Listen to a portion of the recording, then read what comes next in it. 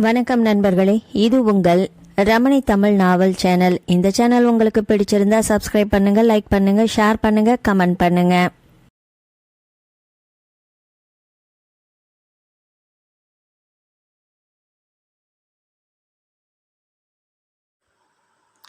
சாரதா 2 டம்ளர்களிலும் சூடான காப்பியை எடுத்துக்கொண்டு பாட்டியின் அருகில் வந்தாள். அம்மா, அவதான் பட்டினி கிடக்கானா, நீயும் கூடவே வத்தல் போல வாடி போயிருக்கியம்மா.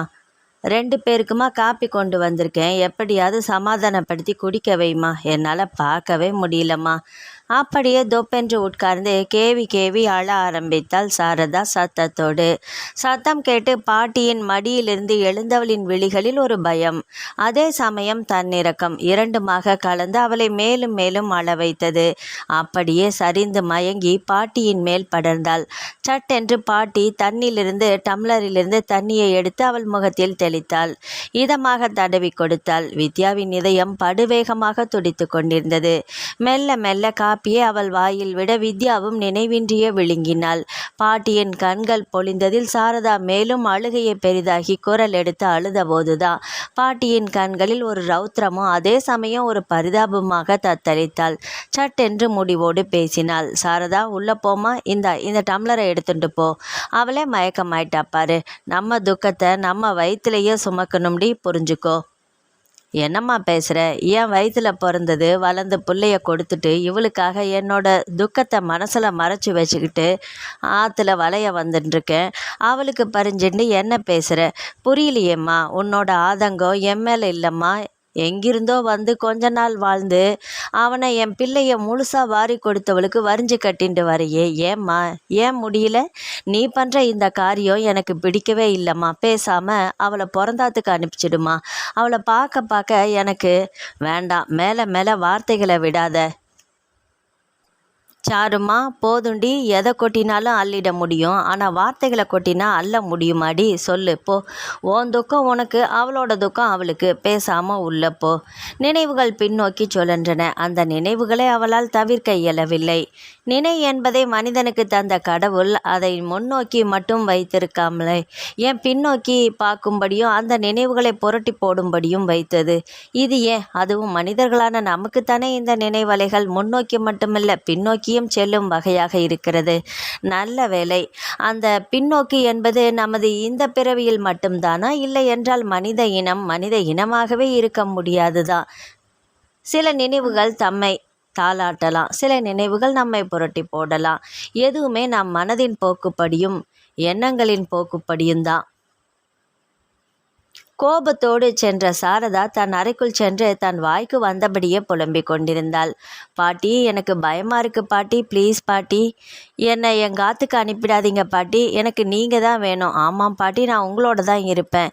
என்னை இங்கேயே இருக்க விடுங்க பாட்டி. உங்கள் கையை பிடிச்சுட்டே இருக்கணும்னு தோணுது. அம்மா எங்காத்துக்கு என்னை அனுப்பிச்சிடுறாளா? அனுப்பி வச்சிடுவீங்களா? சொல்லுங்க பாட்டி, சொல்லுங்க. நான் அங்கெல்லாம் போக விரும்பலை. இந்தாத்துலேயே உங்களோடையே தான் இருக்கணும் பாட்டி. என்னை உங்களை விட்டு பிரிச்சிடாதீங்க பாட்டி. என்னை விட்டுட்டு போகாதீங்க பாட்டி. என்னை எங்கேயும் அனுப்பிடாதீங்க பாட்டி. ப்ளீஸ் பாட்டி. சொல்லியபடியே மீண்டும் அப்படியே சரிந்தாள் வித்யா. அம்மா, இது என்ன ட்ராமான்னு எனக்கு புரியல. நீயும் அதை நெஜன்னு ஏற்றுண்டு அவளோடைய கிடக்கிற. நீ பெரியவ, எங்களுக்கு புத்தி சொல்ல வேண்டிய நிலையில் இருக்கிறவ. அதை விட்டுட்டு நான் உனக்கு புத்தி சொல்ல வேண்டியதாக இருக்கே. இது நல்லா இருக்கா? உனக்கே சரின்னு படுதா? இன்னும் என்னென்ன சொல்லி எனக்கும் புரிய வைத்துக்குள்ள தெரியல. எங்கள் ஆற்றுலையும் எந்த ஆற்றுலையும் நடக்காத அதிசயமாக தானே நம்ம ஆற்றுல இப்போ நடந்துட்டுருக்குது. பேரம் போன துக்கமே இல்லை, ஆனால் அவன் பொண்டாட்டியை தூக்கி வச்சுக்கிட்டு கொண்டாடுற. என்ன புத்தியோ. வயசானதுக்கு புத்தி கெட்டு போயிடுச்சு போல. பேசி முடிச்சிட்டியா, இல்லை இன்னும் பாக்கி இருக்கா? சொல்லிடி. இனிமேல் வாயவே திறக்கப்படாது. ஆமாம், சொல்லிவிட்டேன். உன்னால் முடியலன்னா வேண்டாம். ஏன் வாயால் சொல்ல மாட்டேன். என்ன பண்ணுறியோ பண்ணிக்கோ. ஆனால் வித்யாவை என்கிட்ட இருந்து எங்கேயும் அனுப்ப மாட்டேன். அதில் மாற்றமே இல்லை. நீ என்ன யோசித்து எப்படி நடக்கணுமோ அப்படி நடந்துக்கோ. அதில் எனக்கு எந்த ஆட்சேபனையும் இல்லை. அது எதுவானாலும் சரி, நான் ஒன்றும் சொல்ல மாட்டேன். இனி உன் விருப்பமும் இஷ்டமும் தான். சரியா? போ, உள்ளே போய் நன்னா யோசி. முணுமுணுத்தபடியே சாரதா உள்ளே சென்றாள். பாட்டியோ தன் மடியில் படுத்திருந்த வித்யாவை உற்று பார்த்து கொண்டே இருந்தாள். நீ என்னமோ மனசு புரள்றது, இந்த பொண்ணை நான் காப்பாற்றியே ஆகணுமே, ஆதரவாக இருக்கணும், அது மட்டும் தவறிடக்கூடாது. சாரதா வாயை பெருக்க விடக்கூடாது. 40 வயசுலேயே நாய் குணம்பா, அது எல்லாருக்குமே வரதோ இல்லையோ, சாரதாவுக்கு நல்லா வந்திருக்குது. பாவம், அவளோட பிள்ளை போனதில் வயிற்றுல சங்கடம் தான், நாம் குத்தம் சொல்லப்படாது தான். கிருஷ்ணா பரமாத்மா. பாட்டி பாட்டி அழுது முகம் திமுதிமுக்க, சிவந்த கண்கள் உப்பி பார்க்கவே பரிதாபமாக இருந்தது. வித்யா எழுந்து உட்கார்ந்தவள், பாட்டி பசிக்குது பாட்டி, மிகுந்த பயத்துடன் மெல்லிய குரலில். அவ்வளவுதான், துடித்து போனாள் பாட்டி. பறந்து போனால் சமையலறைக்குள். மலமளவென்று தயிர் சாதமும் ஊறுகாயுமாக எடுத்து வந்தவள் வித்யாவுக்கு ஊட்டிவிட்டாள். புறை ஏறியது. தண்ணீர் தந்து ஆசுவாசப்படுத்தினாள். வித்யாவின் முகம் தெளிவானது. தேங்க்ஸ் பாட்டி, நிஜமா சொல்கிறேன், நீங்கள் மட்டும் இல்லைன்னா நானும் இருந்திருக்கவே மாட்டேன் பாட்டி. இதோ பாரு, நமக்குள்ளே எந்த விதமான அனாவசியமான மரியாதையெல்லாம் வேண்டாம். நான் பாட்டி, நீ என் பேத்தி, அவ்வளவுதான். நமக்குள்ளே என்ன தேங்க்ஸ் எல்லாம் வேண்டாமே வித்யா. இன்னையோட உன் அழுகையை கட்டுப்படுத்திக்கோ. இனிமே நடக்கிறது எப்படி நடக்கணும்னு யோசிக்கும், புரிஞ்சுதா? நீயும் யோசி, நானும் யோசிக்கிறேன். குளிர்ச்சியாக இறங்கிய தயிர் சாதமும் பாட்டியின் பேச்சும் அவளுள் ஒரு தெம்பை உற்பத்தி செய்தது. மனமும் பாதையை மாறி யோசிப்பதில் ஈடுபட்டது. கண்களை துடைத்து கொண்டாள். அழுவதை நிறுத்தி நடப்பதை நினைக்க வேண்டும் என்று மனதில் உறுதி எடுத்தார். பல்வேறு வேலைகளுக்கு வாண்டட் பகுதிகளை சேகரித்தாள். நிரம்பியதை ஒவ்வொன்றாக எடுத்து அலசி பார்த்து சிலவற்றை ஒதுக்கினாள். சிலவற்றை பிறகு பார்க்கலாம் என்று நினைத்தாள். பாக்கியிருந்தவைகளில் முக்கியமானதை தேர்வு செய்தாள். பாட்டியிடம் சொல்லி அவள் சொல்லும் யோசனைகளை ஏற்றுக்கொள்ள முடிவு செய்தாள். முகத்தில் ஒரு தெளிவு தானாகவே அவளிடம் தஞ்சமடைந்தது. சாரதாவுக்கு எரிச்சல் அதிகமானது. அம்மா ஏன் தான் இப்படி நடந்துக்கிறாளோ, எப்படி தான் வலிக்கு கொண்டு வரதோ. அந்த சமயத்தில் தான் அம்மாவும் வித்யாவும் பேசுவது காதில் விழுந்தது. கண்களை மூடியபடியே காதை மட்டும் நீட்டியபடி அசையாமல் படுத்து கிடந்தாள் சாரதா. வித்யா, என்னம்மா, ஏதாவது யோசிச்சியா? மேற்கொண்டு என்ன பண்ணலான்னு வழி ஏதாவது தோணுச்சா? சொல்லுமா. பாட்டி, வேலைக்கு போகலாமா இல்லை மேற்கொண்டு படிக்கலாமான்னு தான் சரியாக புரியலையே பாட்டி. நான் வெறும் கிராஜுவேட் தானே, அதுக்கு சாதாரணமான வேலை தானே கிடைக்கும். இப்போ இருக்கிற கம்ப்யூட்டர் யுகத்தில் என்னோட படிப்புக்கு மதிப்பே இல்லை. அதுதான் புரியாமல் இருக்குது. மேலே படிக்கணும்னா பணம் வேணுமே. குழப்பமாக இருக்குது பாட்டி. ஆனால் ஒன்று மட்டும் நிச்சயம், கண்டிப்பாக நானும் படிக்கணும், வேலைக்கும் போகணும். ஆனால் வழிவகை தான் தெரியல. யோசிக்கிற மூளையே அத்துப்போச்சு பாட்டி. நீ சொல்கிறது ரொம்ப சரிதான் வித்யா. ஆனால் இனிமே நீ பம்பரமாக சொல்லணும், சுறுசுறுப்பாக இருக்கணும். யார்கிட்டையும் எதையும் சொல்லாத. முதல்ல நெத்தியில் பொட்டு வச்சுக்கோ. ஆமாம்மா, நான் சொல்கிறேன். யாரும் வாய் திறந்தா நீ மௌனமாகவே இரு. ஆனால் நான் சொல்கிறபடியே நடந்துக்கோ, புரிஞ்சுதா? முதல்ல உன்னை நீயே தைரியப்படுத்திக்கோ. சாதாரணமாக நடந்துக்கோ. யார் என்ன சொன்னாலும் இந்த காதில் வாங்கி அந்த காது வழியாக வெளியேற்று. நெஞ்சு வரைக்கும் அந்த பேச்சுகளை கொண்டே போகாத. உன்னோட வழியை பார்த்துட்டு நீ பாட்டுக்கு போ. அதுக்காக யார்கிட்டேயும் பேசும் சாமர்த்தியமாக நடந்துக்கோ. முதல்ல ஒரு வேலையில் உட்காரு. ஆஃபீஸ்லேருந்து வந்த உடனேயே ஒரு குளியல் உன்னை சுறுசுறுப்பாக்க வைக்கும். காஃபி டிஃபன் சாப்பிட்டுட்டு கம்ப்யூட்டர் கிளாஸுக்கு போய் கம்ப்யூட்டரும் கற்றுக்கோ. அதோட ப்ரைவேட்டாக மேல் படிப்பும் படி. உன்னை நீயே ஒரு நொடியை கூட வீணாக்காமல் பார்த்துக்கோ. அது ஓம் பொறுப்பு, சரியாம்மா? உன்னோட யோசிப்பெல்லாம் நீ எப்படி முன்னேறணுங்கிற பாதையை மட்டும்தான் யோசிக்கணும், புரிஞ்சுதா? இன்னொன்று, யார் என்ன சொன்னாலும் வேண்டியதை கேட்டுக்கோ, வேண்டாத காதுலையே போட்டுக்காமல் போயிட்டே இரு, புரிஞ்சுதா? சரி பாட்டி. ஆனால் நானே தனியாக எப்படி போய் யாரை பார்க்கறது, கேட்குறது? முதல்ல பேப்பரை பார்த்து எனக்கு எது சரின்னு தோணுதோ அதை டிக் பண்ணி ஃபோனில் பேசட்டுமா? சரியா பாட்டி? கம்ப்யூட்டர் படிப்புக்கும் அப்படியே சேர்ந்துடுறேன். சரியா? என்ன சொல்கிறீங்க? பாட்டி வித்யாவை தீர்க்கமாக பார்த்தாள். வெரி குட் என்று சொன்னவுடன் வித்யாவின் முகத்தில் ஒரு பிரகாசம் தோன்றியது. உடனேயே பேப்பரில் இருப்பதை பார்த்து டிக் செய்து மலமளவென்று ஃபோனில் பேசினாள். திடீரென்று ஒரு எண்ணம் தோன்ற அவள் கணவன் வேலை செய்த கம்பெனிக்கு ஃபோனில் பேசி தன் நிலையையும் கூறி தன் படிப்பையும் சொல்லி வேலை கொடுக்க முடியுமா என்று கேட்டதுக்கு அவர்கள் பெரிய ஆபீசரிடம் கேட்டு பதில் சொல்வதாக கூறினார்கள். அதையும் பாட்டியுடன் சொல்ல பாட்டியின் முகத்தில் வியப்பும் மகிழ்வும். இன்று போல் இருக்கிறது. நிமிடமாக ஓடிவிட்டது 1 வருடம். அந்த 365 நாட்களும் எத்தனை விதமான மாற்றங்களை, அதுவும் மிக அழகான நேர்த்தியான மாற்றங்களை வித்யாவின் வாழ்க்கையில் உருவாக்கி அவளுடைய எல்லா புத்திசாலித்தனங்களையும் வெளியே கொணர்ந்து ஒரு தைரியமான பெண்ணாக மாற்றியது என்பது காலம் போட்ட அழகான புள்ளிக்கோலம்தான். ஆமாம், ஒவ்வொரு புள்ளி வைக்கும்போதும் வித்யாவின் வாழ்க்கையில் ஒரு முன்னேற்றம். கோலங்களின் புள்ளிகள் முடிந்து கோலம் முழுமையாக ஆனபோது வித்யாவின் கோலம் மிக அழகான ஒரு தேவதையைப் போல மாறியிருந்தது. கம்ப்யூட்டரிலும் வேலையிலும் முதன்மையாக நினைத்ததில் அவளின் முன்னேற்றம் ஒரு சிறுவன் மாடிப்படிகளில் இரண்டிரண்டாக உற்சாகத்துடன் தாண்டுவதைப் போல வெகு வேகமான உயரத்தில் கொண்டு போய் நிறுத்தியது. ஒரு கம்பெனியில் அவளுக்கு இன்டர்வியூ வந்த நாளிலேயே அவள் கணவரின் கம்பெனியிலிருந்தும் வர வேலை தருவதாக குழப்பம் ஆரம்பிக்க, சரி பாட்டியிடம் கேட்கலாம் என்று பாட்டியிடம் கூறினாள். வித்யா, இன்னும் நீ பாட்டின்னு தான் இருக்கியேம்மா. உனக்கு எது நல்லதுன்னு தோணுதோ அதையே செய். ஏன்னா படிப்பை பற்றியோ வேலையை பற்றியோ எனக்கு அவ்வளவா தெரியாதேடி கண்ணா. உனக்கு எது மனசுக்கு சரின்னு சொல்லுதோ அதையே ஏற்றுக்கோ. யாரையும் நீ யோசனை கேட்க வேண்டாம், புரிஞ்சுதா? மற்றவங்கள சார்ந்துட்டே இருக்கிறத நிறுத்திக்கோ. நீ மனசு சொல்கிறபடி யோசித்து நடந்துக்கோ. சரியா தப்பான்னு உனக்குள்ளேயே அலசிப்பாரு. உன்னோட வாழ்க்கை உன்னோட யோசனைப்படிதாம்மா நடக்கணும்.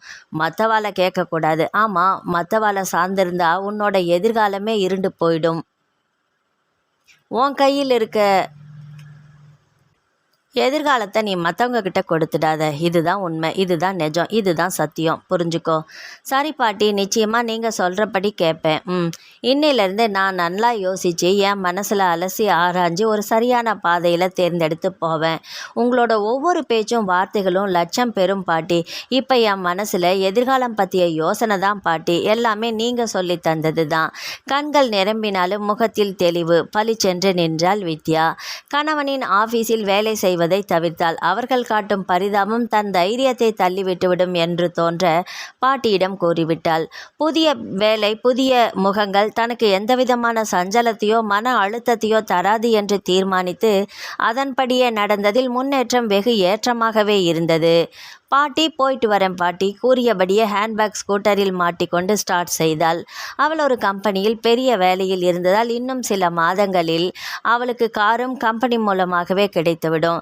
படிப்பும் கம்ப்யூட்டரும் அவளின் வேலையில் ஈடுபாடும் அவளை கொஞ்சம் கொஞ்சமாக உயரத்துக்கு அழைத்து சென்றது. பாட்டிக்கும் அவளின் வளர்ச்சியில் ஒரு நிம்மதியும் சந்தோஷமும். சாரதா அவ்வப்பொழுது வருவது இப்போது எப்போதாவது என்றானது. ஆனால் ஃபோனில் பேசுவது தவறவே இல்லை. என்ன பேசினாலும் முத்தாய்ப்பாக வித்யாவை பற்றிய குறைகளை அள்ளி பேசி ஆங்காரத்துடன் ரிசீவரை டக்கென்று வைப்பாள். அதுதான் அவளுடைய வழக்கமான பழக்கம். அன்றும் அப்படித்தான் பேசினாள். அதில் அத்துமீறிய பேச்சும் வார்த்தைகளும் காதில் விழ வைதேகி பாட்டி ரிசீவரை டக்கென்று கீழே வைத்து விட்டாள். மறுபடியும் ஃபோன் ஒலித்தது. பாட்டி எடுக்கவே இல்லை. ஆனால் நின்று நின்று அடித்தபடியே இருந்தது. பாட்டி எடுக்கவே இல்லை. அதே சமயம் உள்ளே நுழைந்த வித்யா பரபரப்போடு பாட்டி பாட்டி என்று வந்தவள் ஃபோன் அடிக்கும் சத்தம் கேட்டு சற்றென்று எடுத்து ஹலோ என்றவளின் முகம் மறுபேச்சால் அதிர்ந்து போனது. கண்களில் தாரை தாரையாக கண்ணீர் வழிந்தது. சத்தமின்றி அவளிடமிருந்து போனை வாங்கி தன் காதில் வைத்தவளுக்கு அந்த நாராச பேச்சுகள் கேட்கவே முடியாதபடி இருந்தது. பாட்டியின் கண்கள் சிவந்தன. கோபத்தில் டக்கென்று போனை வைத்தாள். நானா இவளை பெத்தேன்? இத்தனை மோசமாகவா இப்படியா ஒருத்தி பேசுவா? இவன் மனுஷிதானா? இன்னொரு முறை பண்ணட்டும், அப்பா பார்த்துக்கிறேன். மனசுக்குள்ளேயே குமரிய கோபம் அடங்க மறுக்க கண்களை மூடியபடி அப்படியே சுவற்றில் சாய்ந்தாள். கண்ணீரை வெளியே விடாமல் அடக்கினாள். ஆனால் மனம் அவளை அலைக்கழித்தது. பாட்டி, வேண்டாம், எனக்காகத்தானே அலறீங்க, வேண்டாம். உங்கள் பொண்ணை பற்றி உங்களுக்கு தெரியாதா? ஒவ்வொருத்தரோட சுபாவம் ஒவ்வொரு மாதிரி தானே இருக்கும். உங்களை போலவே உங்கள் மகளும் இருக்கணும்னு நீங்கள் நினைக்கிறது தப்பில்லைன்னாலும் அது தப்பாயிடுதே பாட்டி. இதுக்காக தானே வருத்தப்படுறீங்க? அவங்க பெத்த மகனை பறி கொடுத்தவங்க. என்னை பார்க்கும்போதெல்லாம் மகனோட ஞாபகம் வரத்தானே செய்யும். இது ஏன் தப்பில்லைன்னு அவங்களுக்கு தெரியாதா பாட்டி? விடுங்க, சீக்கிரம் தெரிஞ்சுப்பாங்க. அதுக்காக மாமியை நீங்களே வெறுத்துடாதீங்க பாட்டி. அப்புறமா அவங்க மனசும் நொந்து போயிடும். என் மேலே இருக்கிற கோபம் அதிகமாகும். இவர்கள் இருவரும் பேசி கொண்டிருக்கும் போதே மறுபடியும் ஃபோன். வைதேகி பாட்டி எழுந்தாள். முகம் கன்றி சிவந்திருந்தது. பேசாமல் இருந்தாள். அம்மா கிட்ட குடுமா வித்யா. பேசியது சாரதா. மாப்பிள்ளை தான். சட்டென்று உணர்விற்கு வந்த பாட்டி, சாரதா தான் பேசுகிறான்னு நினச்சிட்டேன். தப்பாக நினச்சிக்காதீங்க. சௌக்கியம் தானே? என்ன விஷயம்? உங்ககிட்ட தான் பேசணும். ஆனால் எப்படி ஆரம்பிக்கிறதுன்னு தான் தெரியல. சாரதா, அந்த பொண்ணை பேசுகிறது என்னாலேயே சகிச்சிக்க முடியல தான். அவளை அடக்கவும் முடியல. இப்போ கூட அவள் வீட்டில் இல்லாதப்போ தான் நான் ஃபோன் பண்ணுறேன். பாவம் வித்யா, உங்களோட அரவணைப்பு இருந்ததுனால தான் அவள் நொறுங்கி போகாமல் இருக்கிறா. அம்மா, நான் ஒன்று சொன்னால் தப்பாக எடுத்துக்க மாட்டீங்களே? சொல்லுங்கள் அம்மா. வித்யாவை நீங்கள் நல்லபடியாக பார்த்துக்கிறது மட்டும் இல்லை, அவளுக்கு அம்மா தப்பாக நினச்சிக்காதீங்க. அந்த பொண்ணுக்கு நீங்கள் கண்டிப்பாக செய்வீங்க தான். நீங்கள் கண்டிப்பாக ஒரு கல்யாணம் பண்ணணும் சொல்லி அவர் விம்மி விம்மி அழுவது அவள் காதில் விழுந்தது. பரிதவித்து தான் போனாள் வைதேகி பாட்டி. என்ன உன்னதமான மாப்பிள்ளை இவர்! எனக்குன்னு தினமும் இதை பற்றி நினச்சிப்பேன் தான். இப்போ உங்கள் கால்லையே விழுந்து நமஸ்காரம் பண்ணணும் போல இருக்கு மாப்பிள்ளை. எத்தனை அழகா பூ போல மனசு உங்களுக்கு. நிச்சயமாக சத்தியமாக சொல்கிறேன், இதையே தான் நானும் நினச்சிட்டே இருக்கேன். இப்போ உங்கள் வாயாலேயே சொல்லிட்டீங்க. ஆமாம், இந்த விஷயத்தில் நாம் 2 பேருமே கூட்டாக இருந்து சாரதாவுக்கு இது தெரியவும் வேணாம். இந்த காரியத்தை முடிக்கணும். புரிஞ்சுதா? பாட்டி இன்னைக்கு நான் வரும்போது நீங்கள் தானே வாசலில் நிற்கணும். அப்படித்தானே வீட்டுக்குள்ளே நான் வரும்போது நல்லா இருக்கும். சரியா பாட்டி? சரி, நிச்சயமாக வாசலில் வந்து நிற்கிறேன் நான். என்ன விஷயம்? ஒரு கோடி காட்டினேன்னா நல்லா இருக்குமே கண்ணம்மா. அட பாட்டி, ப்ளீஸ் எல்லாம் கேட்குறீங்களே, என்னாச்சு? நான் உங்கள் பேத்தி சரிதானா? போடி, நீ சொல்லாட்டா எனக்கு தெரியாதா? நீர் கார் வாங்கினதுன்னு ஒரு போடுவீங்களா? என்னமோ எள்ளுன்னா என்னையா நிற்கிறீங்க? ப்ளீஸ்னு என்னமோ கெஞ்சறீங்களே, போங்க பாட்டி. உங்கள் கம்பீரமெல்லாம் எங்கே போச்சு? அட என் கட்டித்தங்கமே, கார் வாங்கிட்டியா? இனிமேல் எங்கே போகணுன்னாலும் இந்த காரில் தான் பவனி வரப்போகிறேன். ஆமாம், தரையில் காலே வைக்க போகிறது இல்லையாக்கும் நான். ஆமாம், சமத்து குட்டிடி நீ. இனிமே எல்லாமே உனக்கு நல்லது தாண்டி நடக்கும். பாட்டி சொன்னது நடக்குதோ இல்லையோ, பொறுத்திருந்து பாரு. சொல்லியபடியே ஒரு கற்பூரத்தை ஏற்றி வந்து வண்டிக்கும் வித்யாவுக்குமாக சுற்றினாள். ஒரு தேங்காயை அவளே தெருவில் ஓங்கி அடித்து சூறக்காய் விட்டாள். முகமெல்லாம் சந்தோஷம். பாட்டி வாங்க பாட்டி, உங்களை உட்கார வச்சு ஒரு ரவுண்டு சுற்றிட்டு வரலாம். ஏறுங்க. பாட்டி வாங்க, அதுக்குள்ளே நான் வாசலை பூட்டிட்டு வந்துடுறேன். மலமளவென்று பூட்டிவிட்டு டிரைவர் சீட்டில் உட்கார்ந்தாள் வித்யா. அவள் பக்கத்தில் பாட்டி சேலை தலைப்பை நன்கு இழுத்து செருகியபடியே ஏறி உட்கார்ந்தாள். முகமெல்லாம் சந்தோஷம், கூடவே கண்ணீரும். இத்தனை கெட்டிக்கார பொண்ணுக்கு என் பேரன் கூட வாழ கொடுத்து வைக்கலையே. என் பேரனுக்கு தான் இவ கூட வாழ கொடுத்து வைக்காம போயிடுச்சு. பாட்டி, என்ன யோசிச்சுட்ருக்குறீங்க? சந்தோஷமாக இருக்கா? ஏன் பாட்டி, நீங்கள் தானே எனக்கு எல்லாமே. அதனால தான் உங்கள் முதல்ல காரில் ஏற்றிட்டு ஒரு சுற்று போயிட்டு வரலான்னு சொன்னேன். பாட்டி, என்னை பற்றி மட்டும் நினச்சிக்கோங்க, வேறெல்லாம் இப்போ எதுவும் வேண்டாம். சந்தோஷமாக வாங்க. சந்தோஷமாக தானம்மா வரேன். அதுவும் மற்றவங்க பார்க்குறப்போ எனக்கு என்ன எவ்வளோ பெருமை தெரியுமா? அதுவும் நீயே கார் ஓட்டுறதை பார்க்குறப்போ அப்படியே ஜிவ்வுன்னு மனசுக்குள்ளே பொங்குதுடி. இனிமே பாரு, உனக்கு ராஜயோகம்தான் கண்ணா. பாட்டி சொல்கிறேன், இனிமேல் உனக்கு எந்த கஷ்டமோ நஷ்டமோ வரப்போகிறதில்ல. ஆமாண்டி வித்யா. பாட்டி, என்ன பெரிய ஜோசியம் போலெல்லாம் சொல்கிறீங்க? நிஜமாகவா? தேங்க்ஸ். ஆனால் ரொம்ப பெரிய அடியாக வாங்கிட்டேனே, அதுவே போதும் பாட்டி. தழுதழுத்து சொன்னவளை பார்த்தாள் பாட்டி. ஆரம்பமே பெரிய அடியாக வாங்கிட்டல்ல, அதனால் இனிமே அடியோட தழும்பு கூட உனக்கு தெரியாது. எல்லாமே காணாமல் போயிடும். அதனால தான் உன் வாழ்க்கை இப்போ எத்தனையோ மாற்றங்களை சந்திச்சிருக்குது. பாட்டி, எங்கே சுற்றி எங்கேயோ போக போகிறீங்க போல. என்னமோ பேசுகிறீங்க, எனக்கு புரியல. விவரமாக சொல்லுங்கள். தானாகவே புரிஞ்சிடுமா? இன்னும் அதுக்கு நேரம் வரலை, அவ்வளவுதான் நான் இப்போதைக்கு சொல்ல முடியும். அனாவசியமாக என் வாயை நீ பெருக்காத. சந்தோஷமாக காரில் சவாரி பண்ணுறேன், பெருமையாக இருக்குது. அதோட கோவிலுக்கு போயிட்டு ஒரு அர்ச்சனையும் பண்ணிவிட்டு சந்தோஷமாக வீட்டுக்கு போகலாம். வழியில் ஸ்வீட் வாங்கிக்கலாம், அக்கம் பக்கம் இருக்கிறவங்களுக்கெல்லாம் கொடுக்கலாம். சரியா? ஆஃபீஸில் வித்யாவின் அந்தஸ்து உயர்ந்தபடியே இருந்தது. அந்த கம்பெனியில் எல்லாமே அவள் என்கிற அளவுக்கு உயர்ந்து உச்சத்தையே எட்டினாள். அவளின் உயரம், அதே சமயம் பணிவும் சிரித்த முகமும் மற்றவர்களின் மனதை எறிந்து இதமாக நடப்பதும் அவளுக்கு மரியாதையை ஏற்படுத்தி தந்தது. அவள் எதையுமே சொல்லி முடிக்கும் முன்பாக மற்றவர்கள் முடித்தே வைத்தார்கள். வித்யாவும் வயதில் சின்னவள் தான். ஆனால் வாழ்க்கையில் விழுந்த பேரிடி பாட்டியின் நல்வார்த்தைகளிலாலும் பலவிதமான சாதாரண மனித மனதின் இயல்புகளையும் அவளை உணரச் செய்தது. அதற்கு தகுந்தபடியே நடக்க வைத்து, அவளையே சிந்திக்க செயல்பட வைத்து, அவளின் உயர்வை படிப்படியாக ஏற்றி வானவில்லை எட்டும்படியான உயரத்தில் அவளை உட்கார வைத்தது நிதர்சனத்தில் நடந்தது. இதெல்லாம் நடக்க 3 வருடங்கள் தான் ஆனது. அவளுடைய மன வாழ்க்கை ஆரம்பத்திலேயே ஓட்டம் எடுத்து வெற்றியோ தோல்வியோ என்கிற யோசிப்புக்கு நேரமே இன்றி ஆரம்பித்த ஓட்டம் நின்ற இடத்திலேயே நின்றது. அதை பற்றி அவள் கவலைப்படாவிட்டாலும் பாட்டி கவலைப்பட்டாள். அதுவும் சாரதா மாப்பிள்ளையின் நியாயமான கோரிக்கை அவள் காதுகளில் ரீங்காரம் செய்தபடியே இருந்தது. இதை கொஞ்சம் கொஞ்சமாக ஆரம்பித்து நல்ல முடிவை சொல்ல வைக்கணும் என்பது தினமும் யோசனை. விரைவில் வித்யாவுக்கு ஒரு மறுமணம் நடக்க வேண்டும். எப்போதுமே பாட்டிக்கு இதே வேண்டுதல் தான். இதே தான் நினைவுகளிலும் கனவுகளிலும். பாட்டியின் மனம் அவளையும் அவள் எண்ணங்களையும் புரட்டி போட்டு ஒரு வழி பண்ணியது. அழுத்து போனவளாக சிவனே என் கைகளை மடித்து தலையணையாக்கி படுத்தவளின் இமைகள் மூடிய தூக்கம் அவளை அணைக்க தூக்கத்தில் பேரன் வர பாட்டியை பார்த்து சிரித்தான், மறைந்தான். விதிர் விதிர்த்து போய் எழுந்தவளின் முகமெல்லாம் வியர்வை துளிகள் முத்துக்களாக நின்றது. மார்பு இயல்பை மீறி வேகத்தை காட்டியது. வேண்டாம், விட்டுடு, என்னை இப்படி கூப்பிடாத, வரமாட்டேன். நல்லபடியா வித்யா வாழ்க்கை நடத்த ஏற்பாடு பண்ணிட்டு தான் வருவேன். அது வரைக்கும் பொறுத்துக்கோப்பா, பொறுத்துக்கோ, படுத்தாத. ஆமாம், அதுக்கப்புறம் எனக்கு எந்த வேலையும் இல்லை, புரிஞ்சுதாப்பா? சரி போயேன். திரும்பி படுத்தாள் வைதேகி பாட்டி. காலையில் எழுந்த வித்யாவுக்கு பாட்டி படுத்திருப்பது பயத்தை ஏற்படுத்தியது. பகவானே, பாட்டிக்கு உடம்புக்கு ஒன்றும் வந்திருக்க கூடாது. இனிமே நானே எல்லா வேலையும் செஞ்சுட்டு தான் போகணும். பாவம் வயசானவங்க. இலைகள மனசு. பேரம் போனாலும் என்ன பேத்தின்னு அன்பா ஆதரவா எப்படி அரவணைச்சு நடத்துகிறாங்க. அவங்கள நினச்சா மனசுக்கு கஷ்டமாக இருக்குது. எதுக்கும் ஒரு கால நேரம் வரணுமில்ல, வந்தே தீரும், நல்லதே நடக்கும். வித்யா, என்ன யோசிச்சுட்ருக்க? என்னம்மா, பாட்டி உடம்புக்கு ஒன்றும் இல்லையே, நீங்கள் குளிச்சுட்டு தியானம் பண்ணுங்க, நான் சமைச்சிட்றேன், ரெஸ்ட் எடுத்துக்கோங்க. என்ன சமைக்கட்டும் பாட்டி? ஜீரா மிளகு ரசமும் துவரம்பருப்பு துவையலும் அரிசி அப்பளம் சுட்டுட்டுமா பாட்டி? வாய்க்கு கொஞ்சம் வாகனையாக இருக்கும்ல.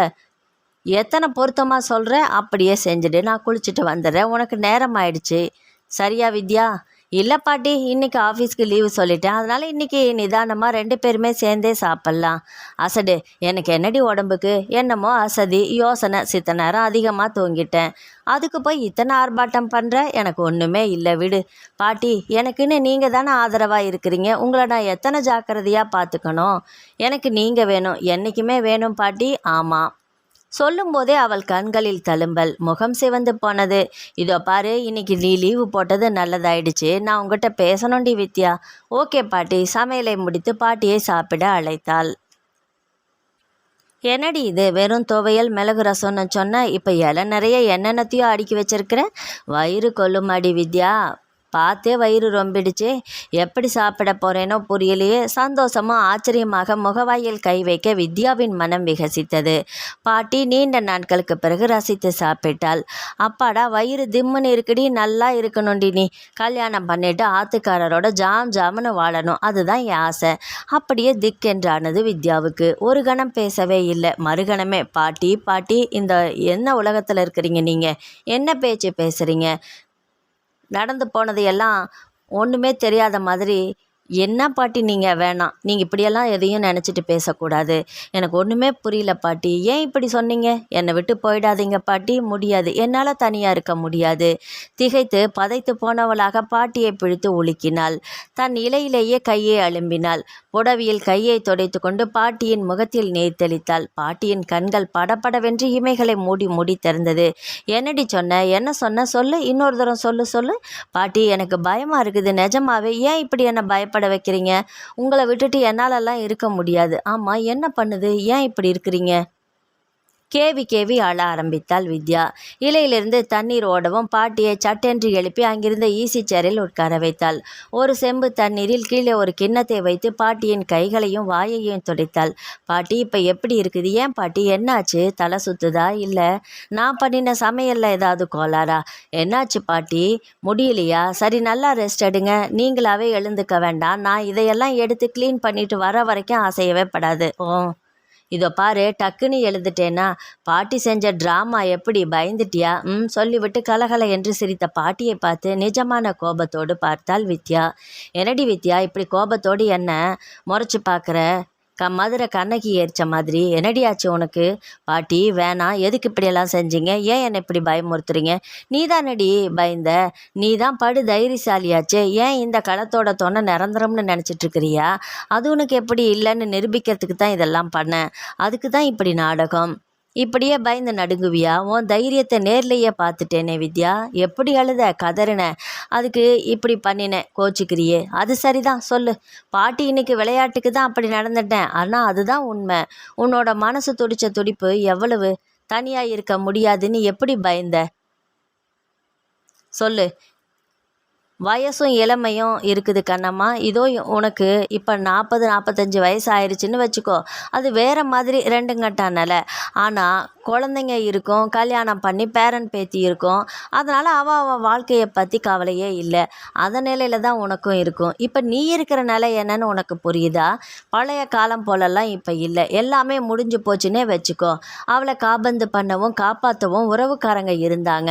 கூட்டு குடும்பமானதால் இணையாக வாழ்ந்துட்டு இருந்தாங்க. இப்போ அப்படியா?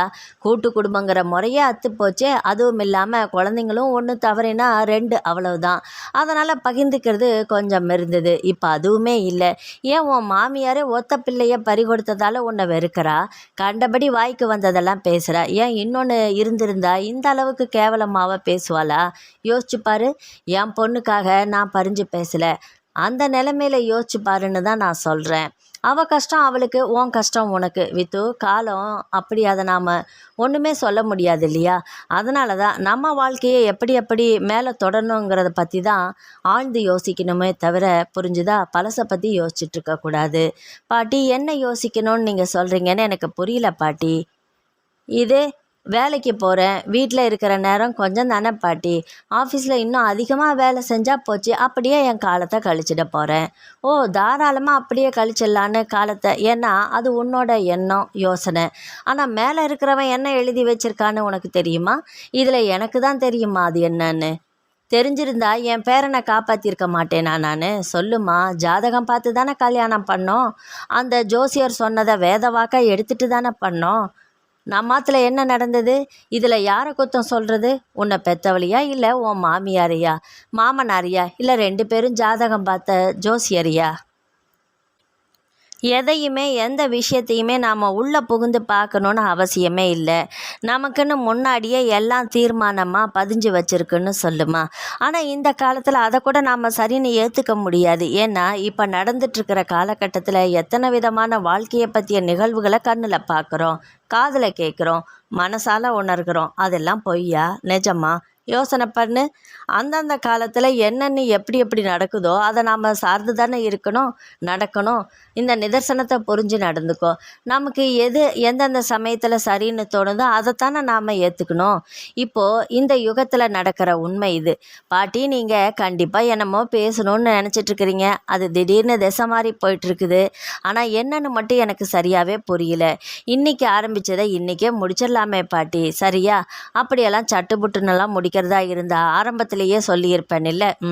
இன்னும் நேரம் வரலன்னு தான் நினைக்கிறேன். ஆனால் கண்டிப்பாக ஆரம்பிக்கிறது மட்டும் இல்லை, முடிச்சும் வைப்பேன், சரியா? சரி சித்த, தலையை கீழே சாய்க்கலாமான்னு இருக்குது, சரியா? சாரதாவின் கணவனுக்கு வயதான தன் மாமியாரிடம்தான் தான் சொன்னது தவறா சரியா என்கிற 2 கேள்விக்குறிகள் அவன் முன்னே நின்று நர்சனமாடியது. ஆனாலும் ஒரு விதமான தைரியம் அவனுள் புரண்டது. பாட்டி ஏதாவது ஒரு வழிவகையை கண்டுபிடிப்பாள். அந்த பொண்ணு வித்யாவுக்கு நல்லது தான் செய்வாங்க. ஆனால் அந்த பொண்ணுக்கு அதை புரிஞ்சு நடந்துக்கிற சாமர்த்தியம் இருக்கணுமே. அந்த சமயத்தில் என் பொண்டாட்டி போகாமல் பார்த்துக்கணும். அதுக்கு ஏதாவது வழி செய்யணுமே. என்ன பண்ணலாம்? சரி, ஒரு முறை போய் பார்த்துட்டு வந்துடணும். அத்தை வீட்டுக்கு போகணும், யோசிக்கணும். மாமியாருக்கு ஃபோன் பண்ணி கேட்டுடலாமா? நல்ல யோசனை சொல்லுவாங்க. வெளியில் போய் தான் பேச வேண்டும். தீர்மானித்தவர் உடனே வெளியில் புறப்பட்டார். சாரதா, சாரதா பெரிய குரலில் அழைத்தார். என்னாச்சு? ஏன் இப்படி சத்தம் போட்டு சொல்லுங்க. இல்லை சாரு, நீ கதவை சாத்திக்கோ, நான் வெளியில் போகணும், அதுக்கு தான் கூப்பிட்டேன், வேற ஒன்றுமே இல்லை, சரியா? சொல்லிவிட்டு வெளியே போனார். ஃபோனில் பேசும்போது வித்யா எடுத்து விட்டால் என்ன செய்வது? அதனால் என்ன, அப்போ பேசுறது தான், பார்த்துக்கலாம். 2 தெரு தள்ளி இருந்த கடைக்கு போய் ஃபோன் செய்தார். நல்ல வேலை எடுத்தது மாமியார் தான். நான் அன்றைக்கே சொன்னேன்ல, ஏதாவது முன்னேற்றமாக நடந்ததா? என்ன சொல்ல முடியுமா? வயசான உங்களை நான் ரொம்ப தொந்தரவு படுத்துகிறேன்னா? வேறு வழியே இல்லையே, என்ன செய்கிறது? உங்களோட மனசும் எண்ணங்களும் சாதுரியமாக தாம்மா என்னை உங்ககிட்டயே பொறுப்பை ஒப்படைக்க வைக்குது. நீங்கள் புரிஞ்சுட்ட அளவுக்கு உங்களோட பெருந்தன்மையான மனசளவில் சாரதாவுக்கு கடுகளவு கூட இல்லையே. நான் யாருக்கிட்ட சொல்லி இதை ஆள முடியும்? உங்ககிட்டையும் மேலும் மேலும் என் பாரத்தையும் இறக்குறேன், மன்னிச்சுக்கோங்க. வேறு வழி எனக்கு தெரியவே இல்லை. அவன் ஒருத்தந்தான் போனான். ஆனால் நாம் 4 பேரும்னா அலக்கழிக்கப்படுறோம். நீங்கள் தான் சரியாக செய்யணுமா. மறுபடியும் உங்ககிட்டயே என் பாரத்தை சுமக்க வைக்கிறேன், மன்னிச்சிடுங்க. அம்மா அம்மா, என்னம்மா ஆச்சு? மயக்கமாயிட்டிங்களா? பயந்துட்டேனே, ஏதாவது சொல்லுங்களேன். என்ன தப்பா சொல்கிறது? புரியல. உங்களுக்கு உங்கள் பொண்டாட்டி படுத்துறா, இங்கே வித்யா என்னை படுத்துறா. திண்டாடுறது நாம் 2 பேரும் தான். அதுதான் நான் யோசனை பண்ணுறேன். பேசாமல் சங்கராச்சாரியார் மடத்தில் போய் சேர்ந்துடலாமான்னு இருக்கிறேன். இப்போ தலையை மழுங்கடிச்சிக்கணும், செஞ்சுட்டா போச்சு. நீங்கள் வருத்தப்படாதீங்க. அவ தலையெழுத்து எப்படியோ அப்படி தானே நடக்கணும், நடந்துட்டு போகிறது. குறுக்கால நாம் 2 பேரும் காலை வைப்பானேன், தவிப்பானேன். இனிமா நான் எம்பாடு போகிற வழிக்கு நாளை குறிச்சிடுப்பா தர்மராஜான்னு வேண்டிக்கிறது தான். மற்றவங்கள பற்றி நினைக்கிறத இன்னையிலிருந்து. அதற்குள் சட்டென்று ஓடி வந்த வித்யா பாட்டியின் வாயை பொத்தினாள். அம்மா என்னாச்சும்மா, ஏன் பாதியில் நிறுத்திட்டீங்க? அம்மா மயக்கமாயிட்டீங்களா? இதோ வந்துடுறம்மா. சொன்னவர் உடனே ரிசீவரை வைத்துவிட்டு பணம் கொடுத்துவிட்டு அங்கிருந்து ஆட்டோவில் ஏறி பாட்டியின் வீட்டுக்கு சென்றார். கதவு ஒரு கழிக்கப்பட்டிருக்க திறந்து உள்ளே சென்று பார்த்தபோது பாட்டி முன்னை விட இளைத்திருப்பது தெரிந்தது. சட்டென்று எழுந்து உட்கார்ந்தாள் பாட்டி. அம்மா என்னாச்சும்மா, ஏன் பாதியிலேயே பேசுகிறப்ப நிறுத்திட்டீங்க? மயக்கமாயிட்டீங்களோன்னு பயந்துட்டேம்மா.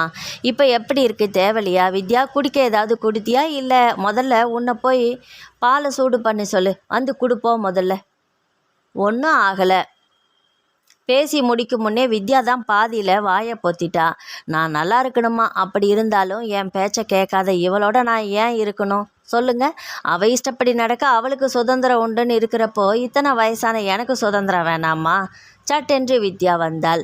பாட்டியின் கைகளை பிடித்தபடி கண்கள் மலங்க நின்றாள். எந்த ஒரு வார்த்தையும் அவளிடமிருந்து வெளியே வரவில்லை. அப்படியே மாமனாரையும் பார்த்து வெடித்து வந்த விம்மலை அடிக்கபடியே பார்த்தாள். அதில் அவளுடைய மனதின் போராட்டம் நன்கு புரிந்தது. சட்டென்று வித்யாவிடம் ஒரு காப்பி கிடைக்குமாம்மா வித்யா என்று கேட்கவும் அவள் சட்டென்று எழுந்து உள்ளே போனாள். அம்மா நிச்சயமாக நம்ம வழிக்கு திரும்புவான்னு தான் தோணுது. பாவம்மா, மனசுங்கிறது மென்மையான பதுமை மாதிரி. மெதுவாக தானே திரும்பும். அது வரைக்கும் நாம் பொறுமையாக இருப்போம். யோசனை செய்ய அவளுக்கு டைம் கொடுப்போம். ஒரு தடவை அடிப்பட்டவ மேலே அடிப்படை யோசிப்பா இல்லையா? யோசிக்கட்டும், நாமளும் கொஞ்சம் விட்டு தான் பிடிக்கணும். காப்பி எடுத்தபடி வந்தாள் வித்யா. கண்களின் ஓரம் கசிப்பு இருந்தாலும் முகத்தில் புன்னகையை சுமந்தபடி வந்தவள் பாட்டி முறைப்பை இன்னும் குறைக்கவே இல்லை. கண்களை மூடியபடி சுவற்றில் சாய்ந்திருந்தாள். மாமனாருக்கு காப்பியை கொடுத்துவிட்டு பாட்டியின் அருகில் உட்கார்ந்தாள். பாட்டி காப்பி எடுத்துக்கோங்க. நீங்கள் எங்கேயும் போக வேண்டாம் பாட்டி. இத்தனை நாள் நீங்கள் சொன்னபடியெல்லாம் கேட்டேன், இனிமேலும் கேட்பேன் பாட்டி. ஆனால் மனசு தடுமாற்றம் வந்தது தான். அதை வெளியே காட்டாமல் இருக்க என்னால் முடியல பாட்டி. என் மனசில் என்னென்னமோ தோணுது. அதையெல்லாம் கொற்ற இடம் உங்கள் மடிதானே பாட்டி. இத்தனை நாளும் அப்படி தானே இருந்தேன்.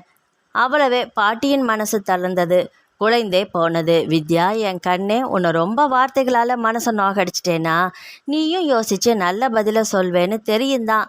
இருந்தாலும் உடனே சொல்லணும்னு பெருசாக ஆணையிட்டாப்புல சொன்னேன் பாரு, அதுதாண்டி தப்பு. உன் மாமனாரும் தான் உனக்கு என் பொண்ணை குத்தம் சொல்கிறேனேன்னு. என்னுடைய பேச்சு மட்டும் என்னடி வாழ்ந்தது? தப்பாக தானே பேசிட்டேன், உங்கள்கிட்ட கோச்சிட்டேன். வயசான எனக்கு யோசிக்கவும் மனசை புரிஞ்சிக்கவும் தெரியலையே. பாவண்டி நீ. நான் சொன்னதுக்கு எத்தனை யோசிக்கணும்? அதுவும் அடிப்பட்டவ வேற. அதையெல்லாம் நினைக்காம உன்னை படுத்தினேன் பாரு. மன்னிச்சிடுடி வித்யா, தப்பாக நினச்சிக்கலையே. நிதானமாக யோசி, நல்ல பதிலை சொல்லி. சரி, உன் மாமனாருக்கு என்ன டிஃபன் செஞ்சு தரப்போகிற? பாவம் நல்ல மனுஷன். அன்றைய தினத்துக்கு பின் பாட்டி வித்யாவிடம் தப்பி தவறி கூட மறுமணம் குறித்து அவளின் அபிப்பிராயத்தை பற்றி கேட்கவே இல்லை.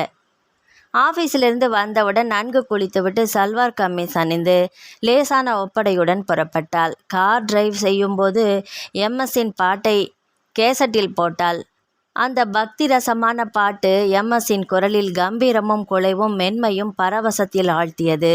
பேச்சே இல்லை. காரின் விண்டோவை திறந்து வைத்திருந்தால் காற்றின் சிலிர்ப்பும் பாட்டின் இனிமையும் கலந்து வைதேகி கண்களை மூடி தலையசைத்தபடி ரசித்து கேட்க, பாட்டி என்பது ஒரு ரசிக்கத்தக்க சுகானுபவம்.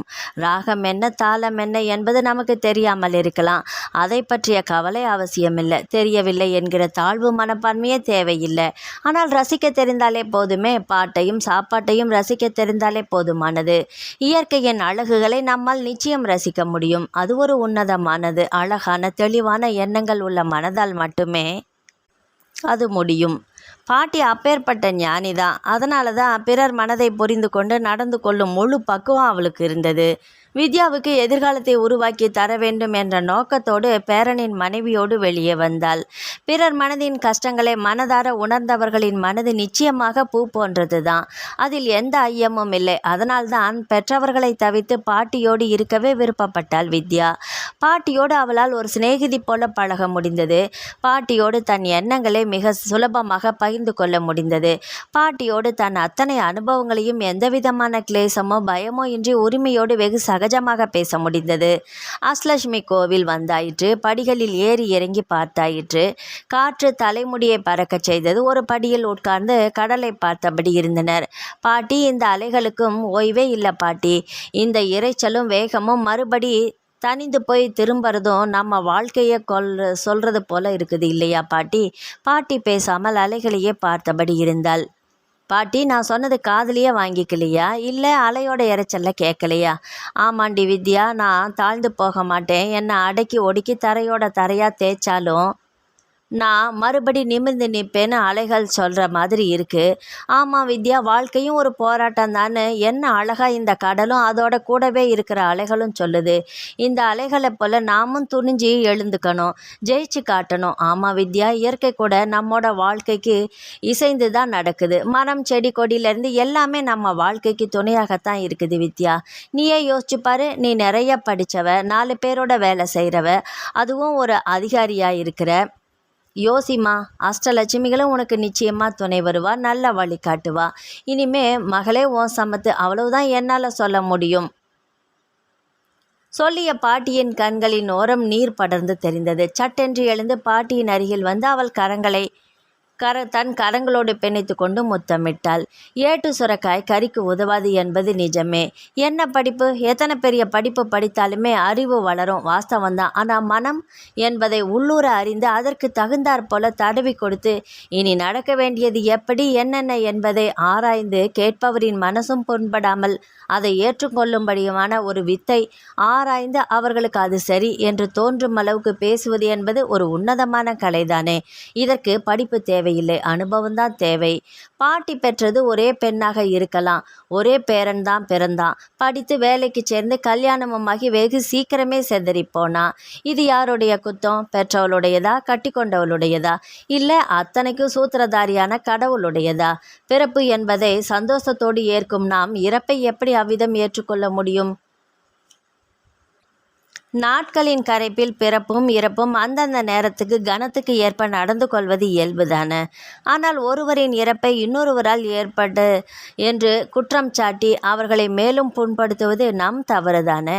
அதை உணர்ந்தும் உணராமல் பேசுவது இன்னும் நம்மிடையே இருக்கிறது. அதை தவிர்ப்பது நம்ம கையில் தானே இருக்குது என்று நினைக்க வேண்டும். எப்போதும் போலவே நடந்தது வாழ்க்கை. ஓடவும் இல்லை, எந்த தடங்களும் இல்லை. ஒரே போலவே போய்கொண்டிருந்தது. வைதேகியும் மாப்பிள்ளையும் பேசிக்கொண்டே இருந்தார்கள் ஃபோனில். எப்போதாவது நேரில் வருவார்கள். சாதாரணமாக பேசிவிட்டு போவார். அன்று கொஞ்சம் சீக்கிரமாகவே ஆஃபீஸுக்கு கிளம்பினாள் வித்யா. அவளுடைய பாஸ் வெளிநாட்டிலிருந்து அன்று தான் வருகிறார். அதுவும் புதியவர். ஏர்போர்ட்டுக்கு போக வேண்டும். அலுவலக ஊழியர்கள் சீனியரை அழைத்து கொண்டு புறப்பட்டாள்.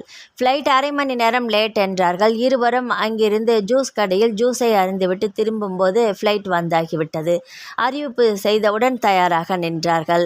அவருடைய புகைப்படம் பார்த்திருந்தால் சுலபமாக அடையாளம் கண்டு கொண்டு கை குலுக்கி மகிழ்ச்சியோடு வரவேற்றாள். சார், ஆஃபீஸ் காரும் இருக்குது, என் காரும் இருக்குது. எதில் வரீங்க சார்? எதுவானாலும் பரவாயில்ல, உங்கள் விருப்பம்.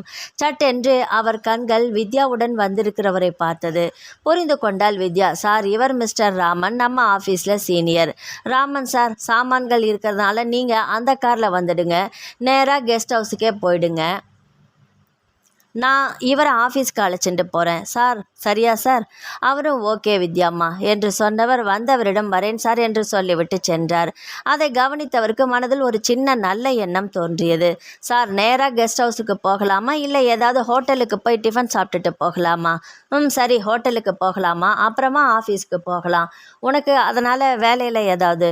அவர் வார்த்தைகளை முடிக்கும் முன்பே, இல்லை சார், நான் முதல்லையே ஆஃபீஸில் எல்லாத்தையுமே சொல்லிட்டு தான் வந்திருக்கிறேன். அதுவும் இல்லாமல் நம்மோட வந்தவரும் சீனியர் தான்.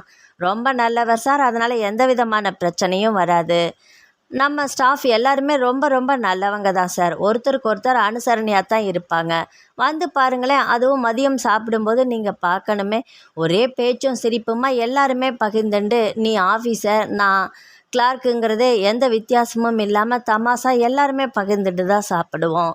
அதுவும் நான் வத்த குழம்பு சாதம் எடுத்துகிட்டு போனேன்னா நிறைய தான் எடுத்துகிட்டு போவேன். ஏன் தெரியுமா? ஏம்மா என்ன விசேஷம், எல்லாருமே சாப்பிடுவாங்களா?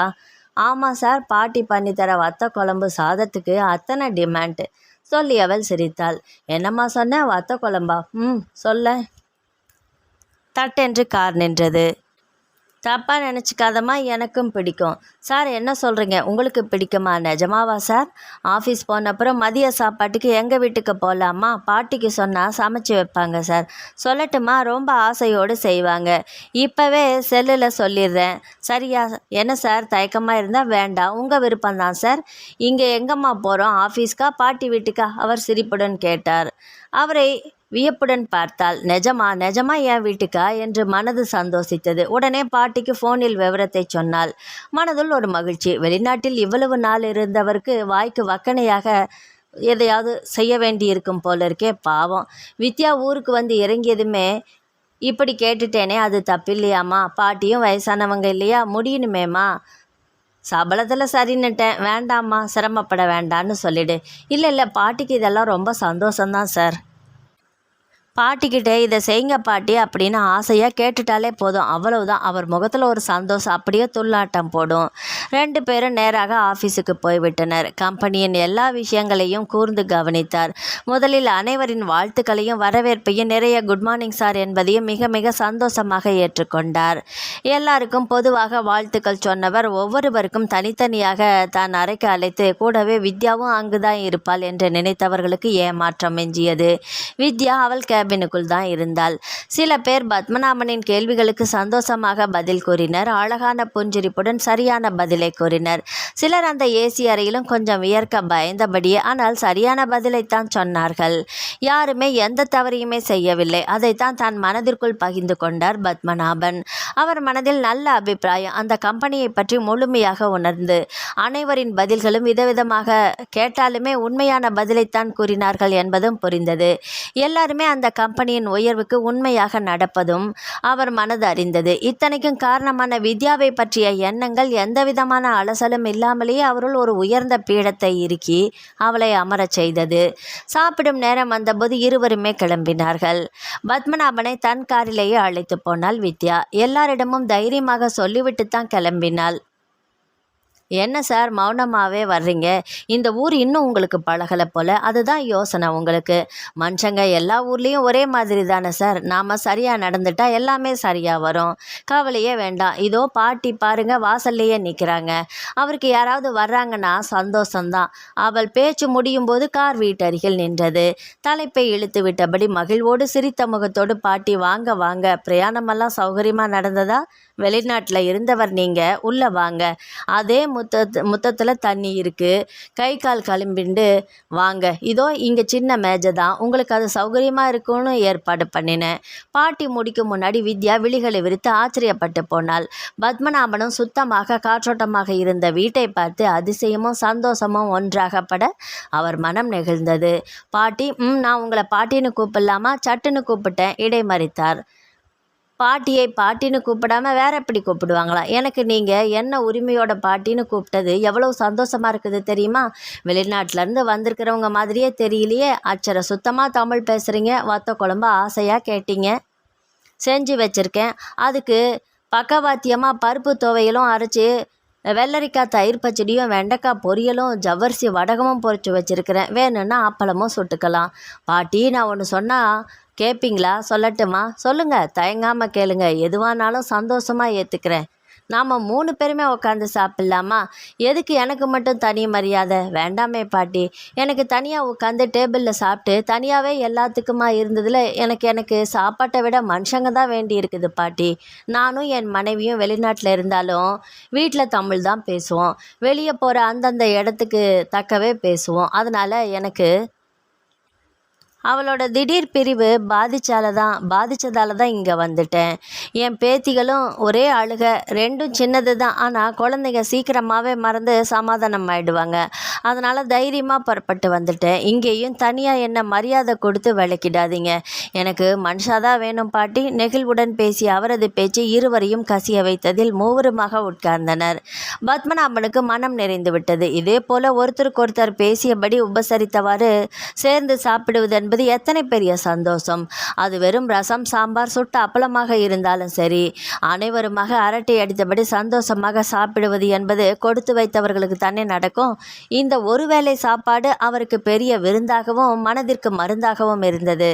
சாப்பாடு முடிந்து எழுந்தார். எழுந்தவர் தடுமாறினார். நெடுநாள் பழக்கமே இல்லாமல் இருந்து கால்கள் மறுத்து போயிருக்க தடுமாறியவரை சட்டென்று பாட்டியும் வித்யாவும் இருவரும் பிடித்தனர். கால்களை மாற்றி மாற்றி ஒத்துங்க, பாவம் கீழே உட்காந்து பழக்கம் இல்லாததால் மறுத்து போச்சு. கவலையே வேண்டாம், ஒரு 4 நாள் கீழே உட்காந்து பழகினீங்கன்னா சரியாக போயிடும். அப்பப்போ உங்களுக்கு தோணினப்பெல்லாம் வாங்க, ரொம்ப உரிமையாக பேசுகிறாளேன்னு தப்பாக இருந்தால் மன்னிச்சு முடியும்னு இடைமறித்தார் பத்மநாபன். அம்மா, பிள்ளைகிட்ட மன்னிப்பு கேட்கலாமா? வேண்டாம்மா. எனக்கு அம்மாவை எப்போ பார்க்கணுன்னு தோணுதோ அப்பெல்லாம் வரேம்மா. ஒரு ஃபோன் போட்டுட்டு வந்துடுவேன். சரியாம்மா? இப்போ 2 பேரும் ஆஃபீஸ்க்கு கிளம்பணும். சரியாம்மா?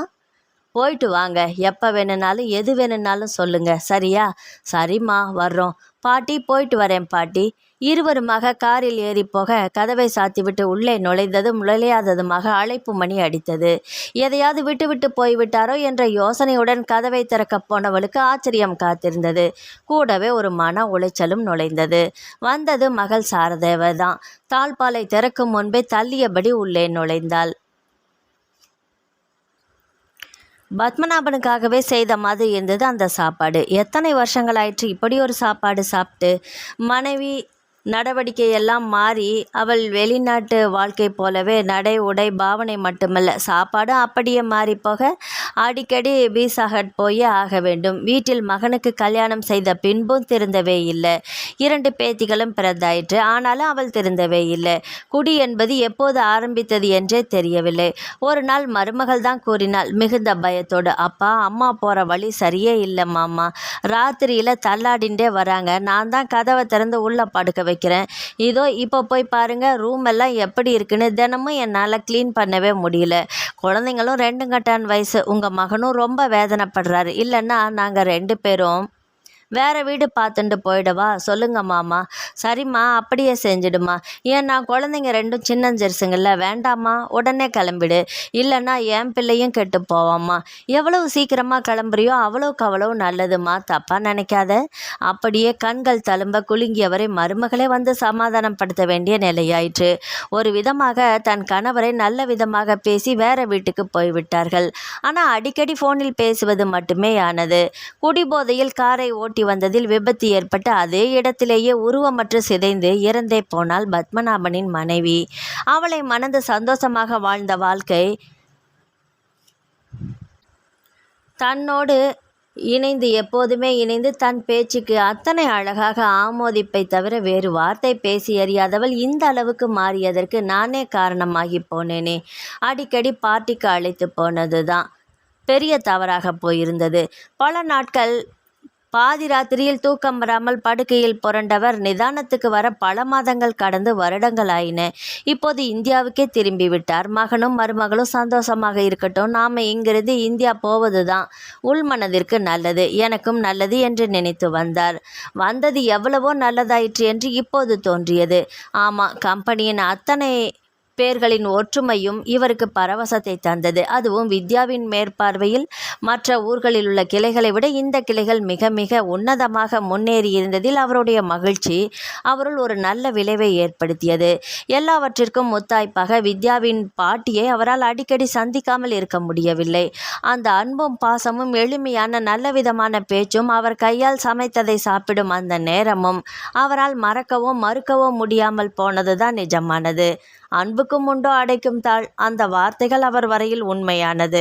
கம்பெனியில் அவர் அதிகாரி, அடுத்தது வித்யா என்ற அளவில் தான் இருந்தனர்.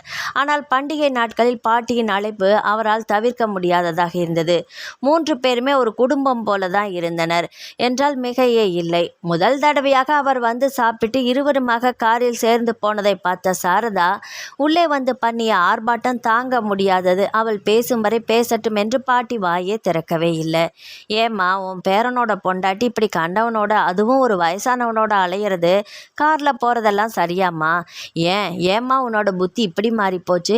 இல்லை நீயும் உடந்தையாக இருக்கிறியாம்மா? வெக்கமா இல்லைச்ச? உன்னை அம்மானு கூப்பிடவே எனக்கு அசிங்கமாக இருக்குது. வாயே திறக்காம பேசாமலேயே இருந்தா பாட்டி.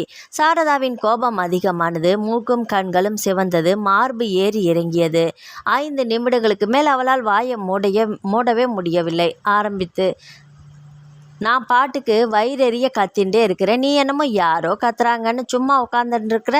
நீ தான் என்னை பெத்தவளானே எனக்கு தெரியல. மான ரோசம் மிருதுக மனுஷியா நீ? அமுங்கினி மாதிரி அப்படியே உட்காந்துருக்கிற. உனக்கு மனசு கூசலை? என்ன ஜென்மமோ நீ? அவளை நாய் மாதிரி அலைய விட்டுண்டு. அவ்வளோதான். எழுந்து வந்த பாட்டி மகளின் கன்னங்களில் மாறி மாறி அறைந்தாள். அவளை பற்றி இழுத்து வாசலின் வெளியே தள்ளி கதவை சாத்தி உள்கதவையும் சாத்தி விட்டு பூஜை அறையில் போய் உட்கார்ந்தாள். கண்களிலிருந்து நீர் முத்துக்கள் உருண்டு மாலைகளாகி அவளை பரிதவிக்க வைத்தது. வெளியே நின்று ஆங்காரமாக திட்டியபடி கத்தி கொண்டிருந்த சாரதாவை சமாதானப்படுத்த எவருமே வரவில்லை. வேறு வழியே இல்லாமல் வீட்டை நோக்கி போக ஒரு ஆட்டோவில் அமர்ந்தவளின் கோபம் இன்னும் குறையவே இல்லை, அதிகமானது.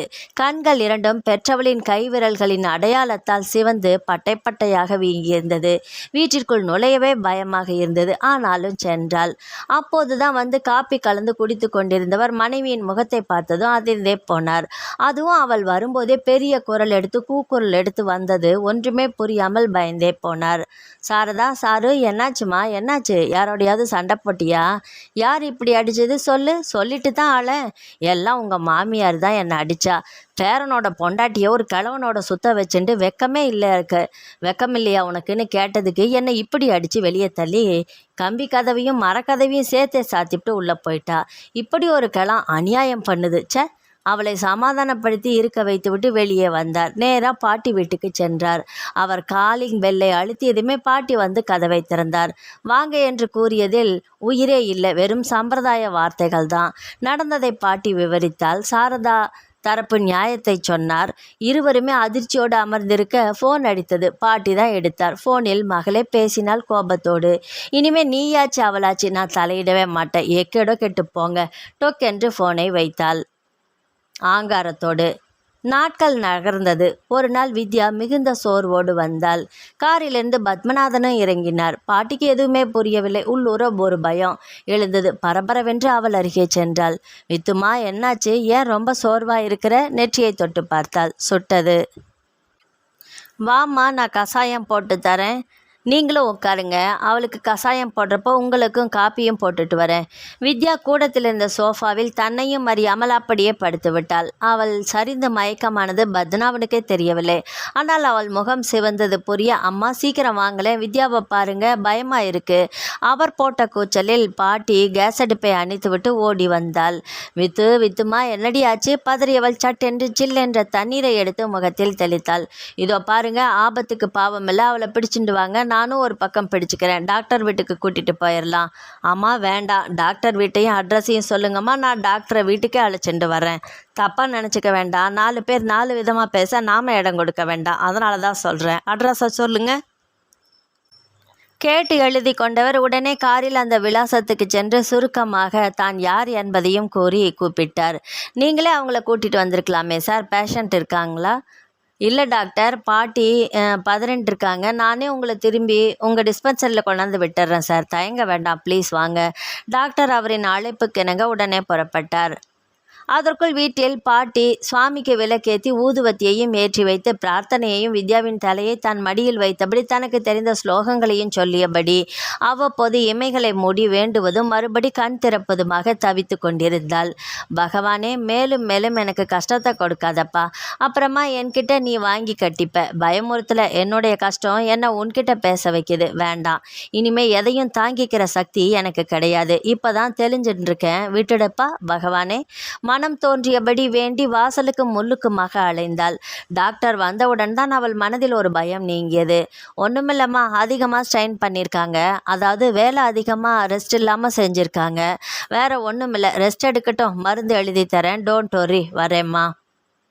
டாக்டரை மீண்டும் அவர் டிஸ்பென்சரியில் விட்டுவிட்டு மருந்து மாத்திரைகளை வாங்கி கொண்டு வந்தார் பத்மநாபன். எந்தெந்த மாத்திரைகளை எப்போ எப்படி தரணும்னு சொல்லி எழுதி தந்துடுறேன், தப்பாக நினச்சிக்காதீங்கம்மா. உங்கள் கவலையும் மனசும் உங்களுக்கு தடுமாற்றம் தரக்கூடாது இல்லையா? அதனால தான் சொல்கிறேன், சரியா? எழுதி கொடுத்து விட்டு நான் கிளம்புறேம்மா, நாளைக்கு காலையில் வரேன். அப்படியே ஆஃபீஸ்க்கு லீவும் எழுதிடுறேன். கவலைப்பட வேண்டாமா, நான் தினமும் வந்துட்டே இருக்கேன். பயமாக இருந்தால் ராத்திரி இங்கேயே தங்கிக்கிறேன். என்ன சொல்கிறீங்க? பரவாயில்லப்பா, நீங்கள் கவலைப்பட வேண்டாம், நான் பார்த்துக்கிறேன். காலம்பரை வாங்க, உங்களுக்கும் சேர்த்தே சமைச்சிட்றேன். சாப்பிட்டுட்டு ஆஃபீஸ்க்கு போங்க. அப்பப்போ ஃபோனில் பேசுங்க. அது எனக்கு மனசுக்கு ஆறுதலாக இருக்கும். ஒரு வாரம் தான் வித்யாவை நன்னா தேர வச்சு உங்கள் ஆஃபீஸ்க்கு அனுப்பிச்சிடுவேன். வித்யாவுடன் பணிபுரியும் ஊழியர்கள் வீட்டில் வந்து நலம் விசாரித்து விட்டு சென்றனர். இரவில் ஏதாவது பிரச்சனை என்றால் உதவும் நோக்கோடு பத்மநாபனும் வித்யா வீட்டிலேயே தங்கும் நோக்கத்தில் சென்றார். விடிந்ததும் தெரியாமல் தூங்கினார் பத்மநாபன். பாட்டி மட்டும் தூக்கம் இல்லாமல் புரண்டவர் விடியிலேயே விழிப்பு வந்து எழுந்தாள். குளித்து முடித்து பால் காய்ச்சி டிகாசனும் இறக்கி சூடாக காப்பி கலந்து குடித்தாள். பூஜை அறைக்கு சென்று விளக்கேற்றி வீழ்ந்து வணங்கும் போது கூடவே வேண்டுதலும் அவள் மனதில் வீழ்ந்து கடவுளிடம் வணங்கியது. இருவரும் வசதியில் தூங்குவது புரிந்து சத்தமே இல்லாமல் சமைக்க தொடங்கினாள் பாட்டி. பத்மநாபன் திடீரென்று விழித்து பார்த்தார். நல்ல வெளிச்சம் தெரிய புரிந்து கொண்டார். தான் வெகுநேரம் தூங்கியது புரிந்து மனதிற்குள் சங்கடம் எழ சட்டென்று பின்பக்கம் சென்றார். பால் துளக்கி உடனே குளித்து முடித்து வந்தார். என்ன இது, பச்சை தண்ணியில் குளிச்சிருக்கீங்க? பழக்கமே இல்லாமல் குளிச்சா உடம்புக்கு வந்துட போகுது, ஜாக்கிரதையா இருங்க. தேசம் விட்டு தேசம் வந்திருக்கீங்க, பழக வேண்டாமா? சரி, காப்பி கலந்துட்டு வரேன், சமைச்சு வச்சுட்டேன். காப்பி வேணாமா? நான் சூடாக சாப்பிட்றேன், பசிக்குது. மத்தியானத்துக்கு ஒன்றும் வேண்டாம், நான் வெளியில் பார்த்துக்கிறேன், சிரமப்படாதீங்க. அமெரிக்காவில் இருந்தவர் இங்கே வந்து பாட்டியின் கைமணமும் கம்பெனியின் வேலை செய்பவர்களின் ஒற்றுமையும் அவருக்கு புது அனுபவம். இந்தியா அவருக்கு பிடித்து போனது. வித்யாவும் உடம்பு தேறி வேலைக்கு போக ஆரம்பித்து விட்டாள். நன்றாக இளைத்து விட்டாள். ஆகாரமும் இப்போதுதான் கொஞ்சம் கொஞ்சமாக சாப்பிட ஆரம்பித்திருக்கிறாள். பாட்டி, நான் நாளையிலேருந்து வேலைக்கு போகலான்னு நினைக்கிறேன் பாட்டி. சரியா? நிறைய பெண்டிங் ஒர்க் இருக்குது. இதோ பாரு, உனக்கு முடியும்னா போயிட்டு வா. பாட்டி, போயிட்டு வரேன். பாட்டி காரில் உட்காந்துருக்கிறது சார் தானே? எப்போ பாட்டி வந்தார்? எனக்கு தான் சரியாயிடுச்சே பாட்டி. முகம் செனுங்க கேட்டவளிடம் பாட்டி கூறியது கேட்டு மீண்டும் அதிர்ச்சியும் ஆச்சரியமும் தான். இதோ பாரு, உனக்கு சரியாயிடுச்சுன்னு நீ சொல்வதான். ஆனால் இத்தனை நாள் படுத்ததை உள்ளுக்குள்ளே இருக்கிற பலகீனம் உனக்கு காட்டுது. அதனால் சாரை வர சொன்னேம்மா. ஒன்றும் சொல்லாத, எனக்கு எப்போவுமே நீ கஷ்டப்படாமல் இருக்கணும்டி. அதுதான் எனக்கு பகவான் கிட்ட செய்கிற பிரார்த்தனையே. புரிஞ்சுதா? ரொம்ப ஓவராக வேலை செய்யாத, முடிஞ்ச அளவுக்கு செஞ்சாலே போதும். 2 நாள் போகட்டும், சரியா வித்து? சரி பாட்டி, வரேன் பாட்டி சொல்லியவள் காரில் ஏறினாள். சார், பாட்டிக்கு ரொம்ப என் மேலே பிரியம், அதுதான் உங்களை வர சொல்லியிருக்கிறாங்க. சூதுவாது தெரியாது சார், ரொம்ப ரொம்ப நல்லவங்க. இன்னும் என்னென்ன சொல்லணுமோ சொல்லு. இன்னும் என்ன அந்நியமாக தானே நினைக்கிற? வருத்தத்துடன் கேட்டார். இல்லை சார், அப்படியெல்லாம் இல்லை. அந்நியமாக நினச்சா இப்படி உங்களோட வருவேனா? பாட்டிக்கும் சரி எனக்கும் சரி ஒருத்தருக்கு ஒருத்தர் பெரிய மனசு வராது.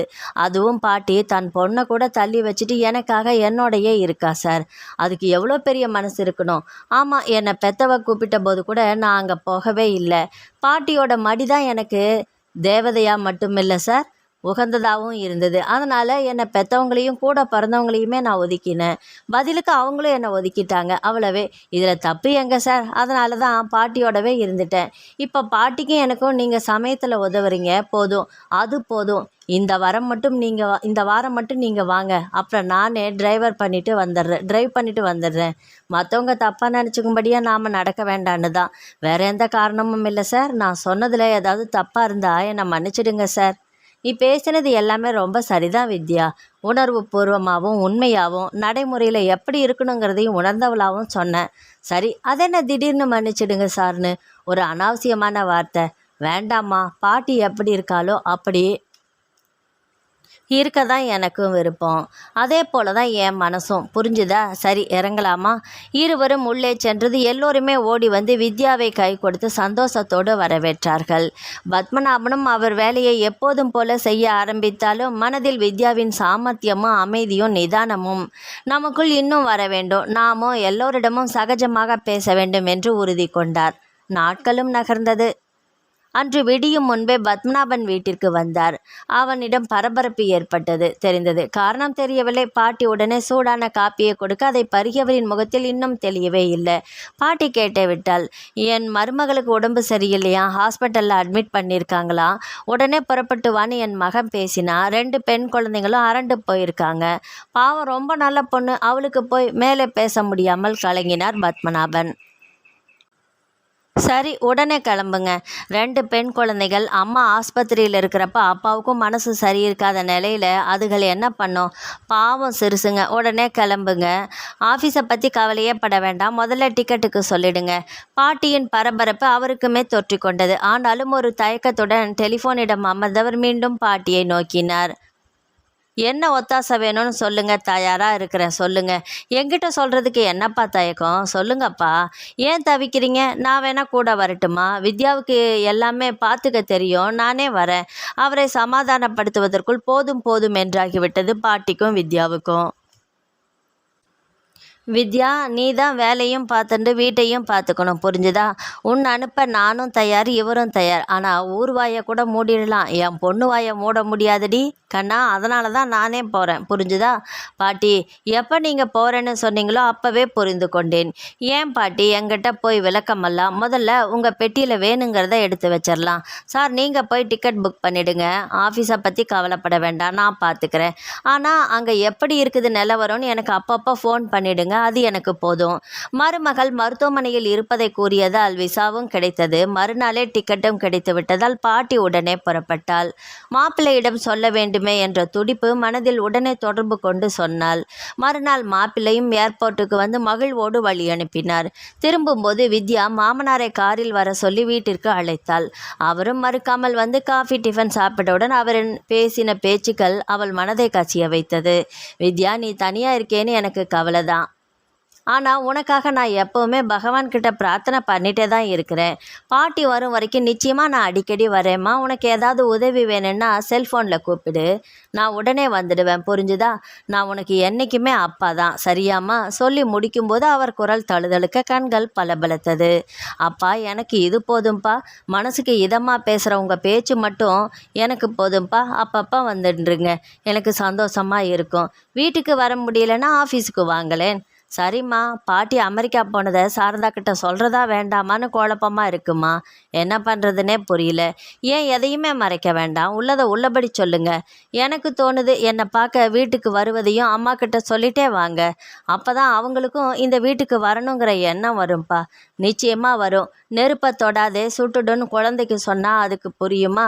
அதை பண்ணாத, இங்கே போகாதேன்னு சொன்னால் குழந்தைகள் கேட்குமா? அதைத்தானே செய்யும். அது போல தாம்மா அம்மாவும். பாட்டி ஊருக்கு, அதுவும் வெளிநாட்டுக்கு போனதை நீங்களும் ஏர்போர்ட்டுக்கு போய் வழி அனுப்புறதையும் சொல்லுங்க. என்னையும் வீட்டுக்கு வந்து பார்த்ததையும் தைரியமாக சொல்லுங்க. அப்போ தான் அவங்க மனசும் போராடும். செஞ்சது எல்லாமே தப்புன்னு சுட்டி காட்டும். கொஞ்சம் கொஞ்சமாக தன்னையே அடைக்கிண்டு யோசிக்க ஆரம்பிப்பாங்க. நிச்சயமாக திருந்தி என்னோட பேசுவாங்க. நம்ம 2 பேருமா பாட்டி வரதுக்குள்ளே இதை செஞ்சே ஆகணும்ப்பா.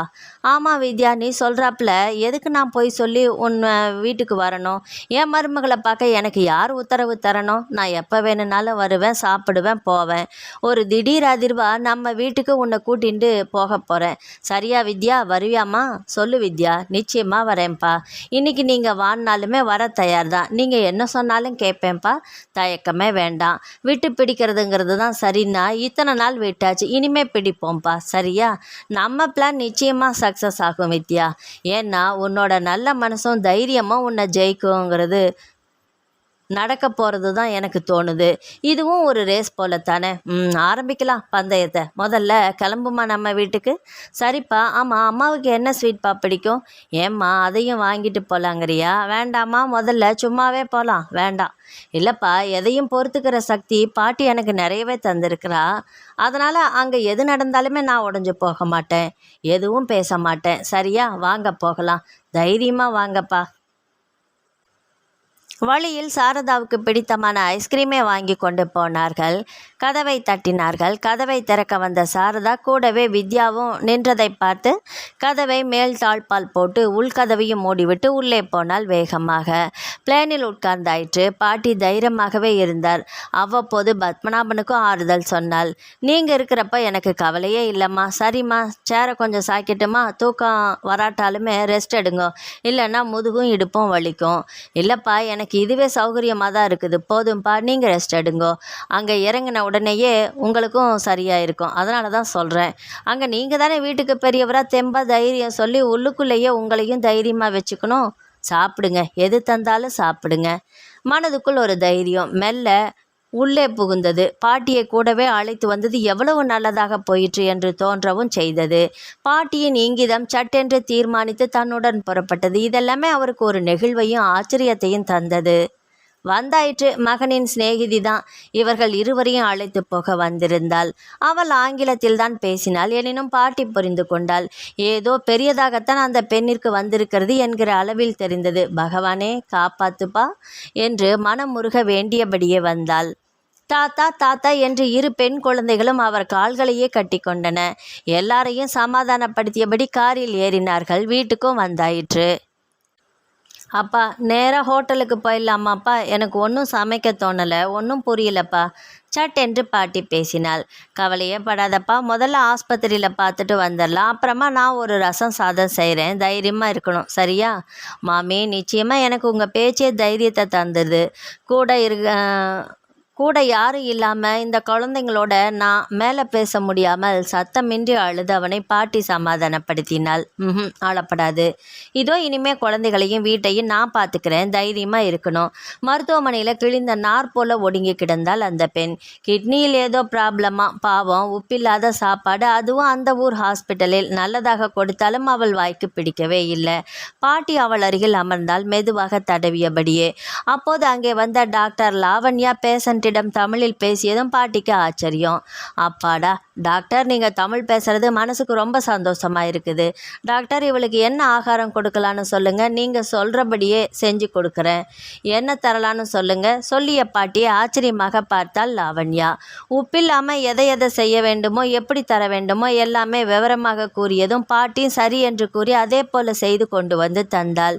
வீட்டிலும் சமையல், குழந்தைகளை தலைவாரி அவர்களுக்கு வேண்டியதை சமைத்து தந்து மதியானத்துக்கு சப்பாத்தியையோ விதவிதமாக செய்து தந்ததில் அந்த அன்பிற்கும் ஆசைக்கும் மகிழ்ந்து ஒரே வாரத்தில் தேறினார்கள். பத்மநாபனுக்கும் தான் பயந்தது தவறு என்று எண்ணி பாட்டி என்ன சொல்கிறாரோ அப்படியே நடந்தார். 2 குழந்தைகளும் பாட்டி பாட்டி என்று ஒட்டி கொண்டன. லாவண்யா டாக்டராக இருந்தாலுமே நல்ல மனுஷத்தன்மையுள்ளவள். ஆதலால் பாட்டியையும் அவள் பேச்சையும் மட்டுமில்லை, பாட்டி தனக்கு என்ன கொண்டு வந்த சாப்பாட்டையும் ரசித்து ருசித்தாள். ஒருவாறாக உடல் நலம் தேறிய மஞ்சுளா வீட்டிற்கு வந்தாள். பாட்டி லாவண்யா சொல்லியபடி அவளுக்கு பார்த்து பார்த்து சமைத்தாள். டாக்டரிடம் செக்கப்புக்கு போய் வந்தனர். வீடும் கொஞ்சம் சந்தோஷத்தை மீட்டிருந்தது. 2 மாதங்கள் ஆன தருணத்தில் பாட்டிக்கு ஊர் திரும்பம் வந்தது. அதற்குள் பத்மநாபனின் முக்கியமான இடங்களுக்கு பாட்டியையும் குழந்தைகளையும் கூட்டிக் கொண்டு சென்று வந்தார். பாட்டி மறுத்தாலும் விடவே இல்லை. குழந்தைகளோ பாட்டியை விட்டு பிரியவே இல்லை. அவள் செய்யும் சாப்பாட்டை ருசித்து ரசித்து சாப்பிட்டார்கள். பாட்டியை கட்டிக்கொண்டு ஆளுக்கு ஒரு பக்கமாக படுத்தார்கள். பாட்டியின் முகத்தை என் பக்கம் திருப்புங்க, என் பக்கம் திருப்புங்க என்று மாறி மாறி அவள் முகத்தை திருப்பிவிட்டு சிரித்தார்கள். பாட்டியும் கூடவே சிரித்தாள். பாட்டிக்கு தூக்கமற்றே போனது. இந்த குழந்தைகள் இப்படி என்னோட நன்னா பாசத்தோடு இருக்கே, நான் ஊருக்கு போன பிறகு இதுங்க ஏங்கி போயிடுமே, விடக்கூடாது. எப்படியாவது பேசி கூட்டிட்டு போகலாமே, ஆனால் அது தப்பாயிடுமே. எப்படி தப்பாகும்? அவர் அம்மாவையும் கூட்டிட்டு போய் வச்சுட்டு வைத்தியம் பார்க்கலாமே, அதுதான் சரியான யோசனை. நாளைக்கு டாக்டர் லாவண்யா கிட்ட இதை பற்றி நிச்சயமாக யோசிச்சு கேட்கணும். சரின்னு சொன்னால் எல்லாருமே ஊருக்கு போயிடலாம். இந்த யோசனைக்கு பின் பாட்டியும் அசந்து தூங்கினாள். ஆனால் என்றும் போல காலையில் எழுந்து தன் வேலைகளை செய்து கொண்டிருக்கும் போதுதான் பாட்டி பாட்டி பெரிய கதறல் கேட்க ஓடினாள், தன் வயதையும் மறந்து. நாம் ஒன்று நினைக்க தெய்வம் ஒன்று நினைக்கும் என்பது சில பேர்களின் வாழ்க்கையில் நடக்கிறது என்பது சரிதானே. எப்போதும் போல மனைவி தூங்கினாள் என்றே நினைத்தவன் அவளை கஷ்டப்படுத்த வேண்டாம் என்று தன் வேலையை செய்து குழந்தைகளையும் அழைத்து போக தயாரானான். அப்போது குழந்தைகள் அம்மாவை தொட்டு எழுப்ப முயன்றபோது ஜில்லிட்ட உடம்பு அவர்களை அதிர வைத்தது. அம்மா அம்மா என்று மாறி மாறி கத்தி கதறவும் எல்லாருமாக போய் பார்த்தால் இத்தனை நாள் கஷ்டப்பட்டவளின் இதயம் அமைதியாக துளி கூட சத்தமின்றி துடிப்பே இன்றி தங்களின் பணியிலிருந்து நிரந்தர ஓய்வை எடுத்துக்கொண்டது புரிந்தது. ஆனாலும் அதை ஒத்துக்கொள்ள யாராலுமே முடியவில்லை. டாக்டர் லாவண்யாவையும் உடனே தொலைபேசி மூலம் கூப்பிட்டார்கள். செல்லிலும் செய்தியை அனுப்பினார் பத்மநாபன். அவளும் உடனடியாக வந்தாள். புரிந்ததும் அவர்களிடம் மிகுந்த வருத்தத்தோடு கூறவும் அழுகை இன்னும் அதிகமானது. 2 சிறுமிகளும், பாட்டி நீங்கள் எங்களோட தான் இருக்கணும், நாங்கள் தனியாக இருக்க பயமாக இருக்குது பாட்டி, ப்ளீஸ் பாட்டி எங்களை விட்டுட்டு போகக்கூடாது பாட்டி, இல்லைன்னா நாங்களும் உங்களோடவே வந்துடுறோம், சொல்லுங்க பாட்டி. இரண்டும் 2 பக்கமும் பாட்டியை பிடித்து கொண்டு கேவி கேவி அழுதன. தூக்கத்திலும் திடீரென்று எழுந்து அழுதது பாட்டியால் தாளவே முடியவில்லை. இதற்கு சரியான முடிவு கட்ட வேண்டுமென்று தீர்மானித்து கொண்டாள். தூக்கத்திலும் விழிப்பிலும் மனம் பலவிதங்களை யோசித்து அலசியது. அம்மா கதவை திறங்க, நீங்கள் வெறுத்தாலும் ஒதுக்கினாலும் அதை பற்றி கோபமாக வெறுப்போ எனக்கு இல்லைம்மா. நீங்கள் என்னை எப்படி வேணும்னாலும் நடத்துங்க, ஆனால் வீட்டுக்குள்ளே நான் வந்தப்புறம் என்னை எப்படி வேணும்னாலும் திட்டுங்க, அடிக்கக்கூட செய்யுங்க, நான் தயங்கலை. ப்ளீஸ் கதவை மட்டும் திறங்கம்மா. அப்பாவுக்கு அவமரியாதை செய்யாதீங்க, உங்களுக்கு தான் அப்புறம். வேண்டாமா ப்ளீஸ். கதவு திறந்தது. உள்ளே போனார்கள். யாருமே கண்ணில் படவில்லை. வேலைக்காரி கூட காணவில்லை. சாரதாவும் இவள் கண்ணில் படாமல் எவ்வளவு வேகமாக உள்ளே புகுந்திருக்கிறாள் என்று புரிந்து தயங்கினாள் வித்யா. நீ வாமா, இது உன் வீடுமா, என் பையன் வாங்கினதுமா இந்த வீடு, அதுவும் உன் பேரில் தாம்மா அவன் வாங்கியிருக்கான். உனக்கு சர்ப்ரைஸாக தரணும்னு நினச்சவன் அவனே சர்ப்ரைஸாக போயிட்டான். சரி அதை விடு, இது உன்னோட வீடுன்னு சொல்லணுன்னு தான் இன்றைக்கி கூட்டிகிட்டே வந்தேன். வா உள்ளே வாமா, உன்னோட ரூமுக்கு போ, அப்படியே இருக்காது, அதில் நீ வச்சிருக்கிற சாமான்கள் கூட அப்படியே இருக்குதுமா, வா வந்து பாரு. இதோ இப்போ கூட நீ எங்களை வீட்டை விட்டு வெளியில் அனுப்பிடலாம். இனிமேல் நீ பயப்படவே பயப்படாத, எப்போ வேணும்னாலும் வாமா, இந்த வீடும் உன் வீடு தானே, யாரும் விரலை கூட அசைக்க முடியாது, புரிஞ்சுண்டியா? பாட்டி எப்பம்மா வரா? சாரோட மாட்டு பொண்ணு கிட்னியில் ப்ராப்ளம் ஆனதால் அவஸ்தைப்பட்டுட்டு இப்போ போயே சேர்ந்துட்டா. 2 பெண் குழந்தைகள் வேற இருக்குது. என்ன பண்ண போகிறாங்கன்னு தெரியல. 2 குழந்தைங்கள பாட்டி விட மாட்டேங்கிறதான். அதுதான் எப்போ வரான்னு இன்னும் தீர்மானம் பண்ணலை. ஒரே குழப்பமாக இருக்குது. எப்படி? சரி விடுமா, பாட்டி போகிற இடத்துலையும் எவ்வளவு இங்கிதமாக இருக்கிற பார்த்தியா? நீ எப்போ வேணும்னாலும் எங்களை காலி பண்ண சொல்லலாம். இது உன்னோட வீடு, அதனால் எதுக்கும் தயங்காத, தைரியமாக இரு. உன்னோட ரூமையும் பூட்டின்னு போ. ஆமாம், நான் பூட்டி சாவி எல்லாமே ரெடியாக தான் வச்சுருக்கிறேன். பூட்டுமா? வேண்டாம்ப்பா, இது என் வீடு மட்டுமில்லை, நம்ம வீடுப்பா, அதனால் பூட்டுறது எனக்கு சரியாக படலை. முடியாதுப்பா. சாரதா திக்பிரமையாக நின்றாள். பாட்டிக்கு ஒரு யோசனை தோன்ற உடனே பத்மநாபனிடம் கூறினாள். நான் சொல்கிறத தப்பாக எடுத்துக்க கூடாது, உங்கள் 2 பேர்கிட்டையும் தான் சொல்கிறேன். ஆனால் அதை ஏற்றுக்கிறதும் ஏற்றுக்காததும் உங்கள் விருப்பம். ஆமாம், உங்களுக்கும் ஆஃபீஸ் வேலை இருக்குது. 2 குழந்தைங்களும் நம்மளோடைய இந்தியா வரட்டும். ஏன்னா 2 பேருமே பெண் குழந்தைங்களாக இருக்கிறா. இன்னொன்று உங்கள் மகனுக்கும் சின்ன வயசு, அதையும் நாம் புரிஞ்சுக்கணும். இத்தனை நாளும் உடம்பு சரியில்லாமல் இருந்தாலும் உயிரோடு இருந்தா, அதனால் அவர் தெம்பாக இருந்தார். இப்போது தனிமை, அது தேவையான்னு யோசிங்க. நிச்சயமாக அது தப்பு, நீங்களே சொல்லிடுங்க. உங்களோட பிள்ளை யாரை வேணும்னாலும் கல்யாணம் பண்ணிக்கிட்டோம், தப்பே இல்லை. ஒரு துணை இல்லாமல் ஒரு ஆம்பளையாக இருக்க முடியாதுங்கிறது தான், ஆம்பளையால் இருக்க முடியாதுங்கிறது தான் உண்மையான நிஜம். இதே நம்ம தேசமாக இருந்தால் வேறு மாதிரி இருக்கும். அரவணைக்கவும் ஆறுதல் சொல்லவும் 4 பேர் இருப்பா. அடிக்கடி வருவா போவா, தனிமையை தவிர்ப்பா. இதெல்லாம் நடக்கும். ஆனால் இங்கே அப்படி இருக்காதுல்ல. யோசிங்க. தேசத்துக்கு தேசம் கலாச்சாரம் வேற மாதிரி இருக்குது. ஏன் நம்ம தேசமே மாறிண்டு வருதே. இதை கேட்டுக்கொண்டிருந்த பத்மநாபன் மகன் பாட்டியை தெய்வமாக பார்த்தான். பாட்டி நீங்கள் உடனே போகணுமா? இன்னும் கொஞ்ச நாள் இருக்கக்கூடாதா பாட்டி? உங்களால் எப்படி இந்த மாதிரியெல்லாம் அடுத்தவங்களோட கஷ்டத்தை உள்ளே போய் புரிஞ்சுட்டு பேச முடியுது? பாட்டி இங்கேயே இருந்துடுங்க, இன்னும் கொஞ்ச நாளைக்கு இருங்களேன். என்ன சொல்கிறீங்க? சட்டென்று பாட்டியின் மனதில் ஒரு யோசனை தோன்றியது. இதோ பாருங்க, ஒரு யோசனை தோன்றது, எல்லாருமாவே புறப்பட்டு போகலாமே, உங்களுக்கும் ஒரு மாறுதலாக இருக்கும். என்னப்பா சொல்கிறது என்ன? எங்களோட நீங்களும் புறப்படுங்க, அதுதான் சரியாக இருக்கும். பெரியவர்கிட்டையும் சொல்லிடுறேன், அதுக்கப்புறம் மற்றதை யோசிக்கலாம். சரியா? சரி பாட்டி, எனக்கும் இந்த இடத்த விட்டு போனாலே கொஞ்சம் மனசுக்கு இதமாக இருக்கும்.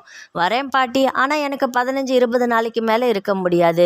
திரும்பி இங்கே தான் வரணும். ஒரு மாறுதலுக்காக தான் நான் அங்கே வரேன். எல்லாருமாகவே புறப்பட்டார்கள்.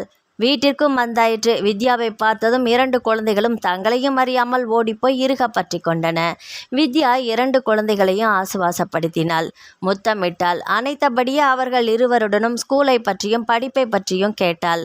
உடனடியாக அவர்கள் இருவரையும் பள்ளியில் சேர்க்க விசாரித்து சேர்த்தும் விட்டாள். ஒருத்தியை 3வது, ஒருத்தி 4வது சேர்க்கப்பட்டார்கள். அதற்குள்ளேயே 15 நாள் முடிந்தும் போனது. பத்மநாபனின் மகனும் ஊருக்கு கிளம்பி விட்டான். குழந்தைகளை கட்டி கொண்டாள் அன்போடு. கண்கள் தழும்பின, குரல் தழுதழுத்தது. 2 பேரும் சமத்தாய் இருக்கணும். தாத்தாவையும் பாட்டியையும் இதோ நிற்கிற அந்த ஆண்டியையும் படுத்தக்கூடாது. அப்பா ஃபோனில் பேசுவேன், சரியா? சமத்தாய் இருப்பீங்களா? சரிப்பா. அப்பா நீயும் இங்கே இருந்துடுப்பா, நீ மட்டும் தனியாக இருக்காத, இங்கே இருப்பா.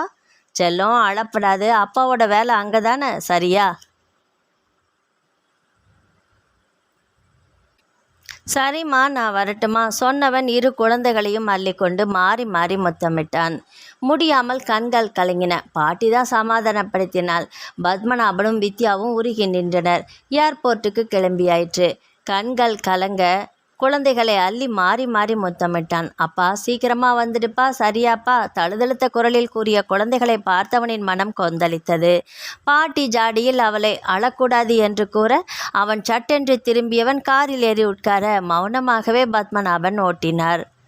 அப்பா வீட்டுக்குள்ளே நுழையவே தயக்கமாக இருக்குப்பா. அவளும் வரதாயிட போயிட்டா. குழந்தைகளும் நீங்களும் இங்கேயே இருக்க போகிறீங்க. நான் மட்டும் தனியாக எப்படிப்பா? இல்லைப்பா, நீ தனியாக இருக்க வேண்டாம். அதுக்கு வேண்டிய ஏற்பாட்டையும் செஞ்சுட்டு தான் வந்திருக்கிறேன். அதனால் எந்த யோசனையும் பண்ணாத. ஆனால் ஆயாச்சு, அதை நினச்சிக்கிட்டே கஷ்டப்படாத. அவளோட கஷ்டத்தை நேர்லேயே பார்த்தவனல்ல நீ. இன்னும் எத்தனை நாளைக்கு தான் அவள் கஷ்டப்பட்டுட்டு இருப்பா சொல்லு? இத்தனை நாளும் அவளோட கஷ்டம் போதும் என்கிற அளவுக்கு பட்டுட்டா. நரக வேதனையே அனுபவிச்சிட்டா. இதுக்கு மேலே அவளோட இழப்பை நாம் தாங்கின்னு தானே ஆகணும். அவளோட கஷ்டம் அவளோட மரணத்தினால தான் விடியும்னு இருக்கிறப்போ நாம் என்னப்பா செய்ய முடியும்? தினமும் அவளை நினச்சிக்கோ. அவனோட சந்தோஷமாக இருந்த தினங்களை ஞாபகப்படுத்திக்கோ. இப்போ அவள் இருந்த நிலையையும் ஒப்பிட்டுப்பாரு. உனக்கே புரியும். இதுக்கு மேலே வேற ஒன்றும் சொல்ல இல்லைப்பா. உங்கள் அம்மா இல்லாமல் நான் இல்லையா? சொன்னவரின் குரலும் தழுதழுத்தது. கண்கள் நிரம்பியது. மகனை தன்னோடு ஆற தழுவினார். வெடித்து வந்த கேவல் அடக்க முயன்று ஏமாந்தார். மகனும் அதே நிலையில் சட்டென்று இருவருமே தங்களை தாங்களே சமாதானப்படுத்தி கொண்டனர். பெற்றவரின் பாதங்களில் வீழ்ந்து வணங்கியவன் அப்பாவை மீண்டும் ஆற தழுவினான். பாட்டி ஏதோ யோசனையில் மனதை கலவரப்படுத்தி கொண்டு வெறும் தரையில் படுத்திருந்தாள். படுத்திருந்தவளின் நினைவை கதவை தட்டும் சத்தம் மிரட்டி எழுப்ப வாசல் கதவை திறந்தவள் விழிகள் விரிய ஆச்சரியத்தில் வந்து அவரது மாப்பிள்ளையே தான். வாங்க வாங்க. வாய் நிறைய அழைத்தவளின் மனது மட்டும் என்ன திடீர்னு வந்திருக்கிறாரு? என்ன காரணம்? சாரதா ஏதாவது வம்பு பண்ணுறாளா என்னென்று யோசித்தது. அம்மா, நீங்கள் ஊர்லேருந்து வந்த உடனேயே வரணும்னு நினச்சந்தான். நேரம் சரியாக வரல. என்னம்மா ரொம்ப சோர்வாக இருக்கிறீங்க? உடம்பு சரியில்லையா இல்லை மனசா? சாரதா எப்படி இருக்கா? கொஞ்சம் வேணா அவளோட சுவாபம் மாறி இருக்கா இல்லையா? நானும் ஈஸ்வரனை வேண்டிகிட்டே தான் இருக்கிறேன். இதுக்கு மேலேயும் தன் கரங்களை குவித்து மேலே காட்டினான். அம்மா, சாரதா எப்போவுமே போல தான் இருக்கா. வித்யா உங்ககிட்ட ஒன்றும் சொல்லியிருக்கவே மாட்டா. நீங்கள் இல்லாதப்ப வித்யாவை வீட்டுக்கு கூட்டின்னு போனேன்னா அப்போது நடந்த இதெல்லாம் கூறியவரின் கண்கள் நிரம்பாமல், அம்மா நானும் விடலை, வீடு வித்யா பேரில் தான் இருக்குன்னு சொல்லிட்டேம்மா. எப்போ வேணுனாலும் நாம் 2 பேரும் போகும்போது வெளியேற வேண்டியவர்கள் தானே உரைக்கிறாப்புல தான் சொன்னேன். உங்கள் நல்லதுக்காகத்தான். சரி எதுக்கு அனாவசியமாக இதெல்லாம் பேசணும்? குழந்தைகள் வருவா, ஏதாவது டிஃபன் பண்ணி தரணும். பாவம், அம்மா இல்லாத குழந்தைங்க. அப்பாவும் விட்டுட்டு போயாச்சு. இந்த வயசில் அந்த குழந்தைகள் என்ன பிடிச்சிட்டு சுற்றுதுங்க. ரொம்ப மனசுக்கு சங்கடமாக இருக்குது, கஷ்டமாக இருக்குதுப்பா. நல்லபடியாக வளர்க்கணும், அதுதான் முக்கியம். குழந்தைகள் வரும் வரை காத்திருந்து பார்த்து விட்டு புறப்பட்டார். சரி, நான் போயிட்டு வரேன். வித்யா, அம்மா போயிட்டு வரேன். நாளைக்கு காலம்பரை வரேம்மா. வரட்டுமாம்மா? சாரதாவை பத்திரமாக பார்த்துக்கோங்க. அவன் நினச்சா கவலையாக இருக்குது. பாசத்தில் மகளை ஒதுக்க முடியாமல் தவிக்கும் ஒரு தாயின் மனப்பான்மை தான் பாட்டியிடம். வீட்டுக்கு திரும்பியவரை ஆத்திரத்தோடு பார்த்த சாரதாவின் கண்களில் நெருப்பு பொறி பறந்தது. அதை கவனித்தும் கவனிக்காதது போல உள்ளே செல்ல அவரை தரக்குறைவாக சாரதா பேச முடிவில் ஓங்கி சாரதாவின் 2 கன்னத்திலும் மறைந்தே விட்டார். அவரின் உக்கிரமும் அவளுக்கு புதிது. உள்ளூர ஒரு பயம் அவளை சுழன்று கலங்க வைத்தது. எத்தனையோ ஆர்ப்பாட்டங்கள், கண்ணா பின்னா என்று பேச்சு, வார்த்தைகள் எல்லாம் தொண்டை கிளிய கத்தல், எல்லாமே. சில சாமான்களை போட்டு உடைத்து கூட இருக்கிறாள். எத்தனை அட்டகாசம் செஞ்சும் இவரை பூனைக்குட்டி ஆக்கி வச்சிருக்கிறேன். இப்போ என்ன இப்படி ஆட்டம் போடுறாரு? இதெல்லாம் யார் சொல்லித்தராங்க? புரியலையே. வித்யாவோடதாக தான் இருக்கும். மனம் கொதித்தது. மறுநாள் காலை சமையல் அறையில் ஏதோ சத்தமின்றி பார்த்தார். சாரதா தான் குளித்து பூஜை அறையில் விளக்கேற்றியிருந்தாள். நெய் விளக்கின் வாசனை வந்தது. சமைத்திருந்ததினால் இருவரும் பேசாமலே உள்ளே போனார். சீக்கிரம் காப்பி கொடு, நான் வித்யாவையும் குழந்தையையும் கூட்டிட்டு ஸ்கூலுக்கு போகணும். காப்பியை ரொம்ப சூடாக தராத, இப்போவே 4 ஆயிடுச்சு, அதுக்குள்ளே குளிச்சுட்டு வரேன். ஒரு வினாடிக்குள் அவள் மனதுக்குள் ஒரு பெரிய தீக்கங்கு எரிந்தது. உடனே அதை அணைத்தாள். வினயமாக அவர் வருவதற்குள் சூடான காப்பியை தயார் செய்தாள். வந்தவுடன் அவரிடம் பணிவாகவே தந்தாள். எந்தவிதமான பேச்சும் இல்லை. அவரும் காப்பியை குடித்துவிட்டு ட்ரெஸ் செய்து கொண்டு போயிட்டு வரேன் என்று சொல்லிவிட்டு புறப்பட்டு போனார். சமையலை நிறுத்தினால் யோசனை ஆரம்பித்தது. யாரோ பெத்த குழந்தைகள், அதுகளை ஸ்கூலில் சேர்க்க இவரெனத்துக்கு போகணும், அதுவும் என் மகனை விழுங்கிட்டவளோட போகணுமா? எல்லாமே அம்மா கொடுக்குற தைரியம்தான். பெத்த மகளை விட பேரனோட பொண்டாட்டி தான் பெருசுன்னு யாரோட எல்லாமே அலைய விடுறா. அதுக்கு இந்த மனுஷனும் கூத்தடிக்கிறாரு. இனிமே நாம் கோச்சிக்க கூடாது, அதனால் பலனும் இல்லை. சாதுரியமாக தான் நடந்து கைக்குள்ளே போட்டுக்கணும். ஆமாம், அம்மாவையும் நல்லாவே ஏமாற்றணும். கணவருக்கு பிடித்தமான சாப்பாட்டை சமைத்து சுட சுட சாப்பிட்டு விட்டு அவருக்கு காத்திருந்தாள். வித்யாம்மா, குழந்தைகளை வச்சுட்டு நீ பின்னாடி உக்காந்துக்கோ, நான் டிரைவ் பண்ணுறேம்மா. ஆமாம், பத்மநாபன் சார் வருகிறாரா? அவரை மட்டும் ஏம்மா தனியாக இருக்க விடணும்? இந்தாத்திலே இருக்க சொல்லுங்கம்மா. பாட்டி வயசானவங்க, நீயும் கம்பெனிக்கு போயிடுவ. குழந்தைகளும் ஸ்கூல்லேருந்து வந்தால் பாட்டி தானம்மா பார்த்துக்கணும். வீட்டோட நல்ல வேலைக்காரியாக ஒருத்தி இருக்கணும்மா. இல்லை, காலையில் வந்து சாயந்தரமாக போகட்டும். இனிமேல் பாட்டியை தனியாக விடக்கூடாது வித்யா. இத்தனை நாள் நீங்கள் 2 பேர், இப்போ 4 பேர் ஆயிடுச்சுல்ல. இன்றைக்கி நானே பத்மநாபன் சார்கிட்ட பார்த்து பேசுகிறோன்னு இருக்கிறேன். கம்பெனிக்குள்ளே வரலாமா வித்யா? இல்லை முதல்லையே சொல்லணுமா? என்னம்மா செய்யலாம்? சரி, குழந்தைங்களை ஸ்கூலில் விட்டுட்டு உன்னை ஆஃபீஸ்லேயும் விட்டுடுறேன். பத்மநாபன் சாரோட பேசணுமா? இன்றைக்கே வரேன். இப்போவே ஃபோனில் அப்பாயின்மெண்ட் ஃபிக்ஸ் பண்ணிடலாம். அதே போலவே செய்தார். ஸ்கூலுக்குள் குழந்தைகளை விட போனபோது 2 பேருமே மம்மி டாட்டா, அங்கிள் டாட்டா என்று சொல்லவும் விதிர்விதிர்த்து போனார். மனது என்பது ஒரு சின்ன கைப்பிடி அளவுள்ள இதயம்தான். ஆனால் அதன் துடிப்பு நின்றால் 6 அடி உயரமுள்ள மனிதன் கட்டைதான். அதற்குள் நாம் போடும் ஆட்டம்தான் எத்தனை. குழந்தைகளை அணைத்து முத்தமிட்டால். டாட்டா காட்டினார்கள். நேரே வித்யாவின் கம்பெனிக்கு போக காரை திருப்பினார். அப்பா ஆஃபீஸ்க்கு போகலையா? லீவாப்பா? ஆமாம்மா, லீவு தான். பத்மநாபன் சாரோட நான் பேசணும். நான் பர்சனலாக என்னோட விஷயத்தை பற்றி தான் பேச போகிறேன், வேறு எதுவும் இல்லை. புரிஞ்சுதா? பயமே வேண்டாம்மா, சரியா?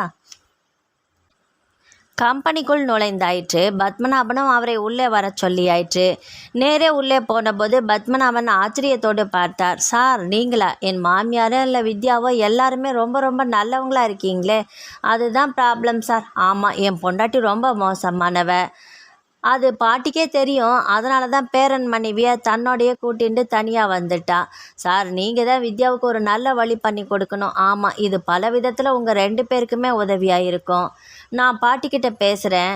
நீங்கள் எதுவும் சொல்ல வேண்டாம், வித்யாக்கிட்டேயும் சொல்ல வேண்டாம். நான் யாரை எப்படி பேசி இதுக்கு ஒத்து வைக்கணும்னு எனக்கும் தெரியும். இது உங்கள் 2 பேரோட நன்மைக்கு தான் சொல்கிறேன். அவள் எனக்கு மருமகள் இல்லை, மகள் மாதிரி. இந்த சின்ன வயசில் அவள் கருகி போயிடக்கூடாது. அவள் நிம்மதியாக இருந்தால் தான் உங்கள் கம்பெனியும் நல்லா இருக்கும். உங்கள் பேத்திகளையும் உரிமையோடு வளர்க்கவும் முடியும். குழந்தைகள் 2 பேரையும் நல்ல பெண்களாக எங்கள் வித்யா வளர்ப்பா.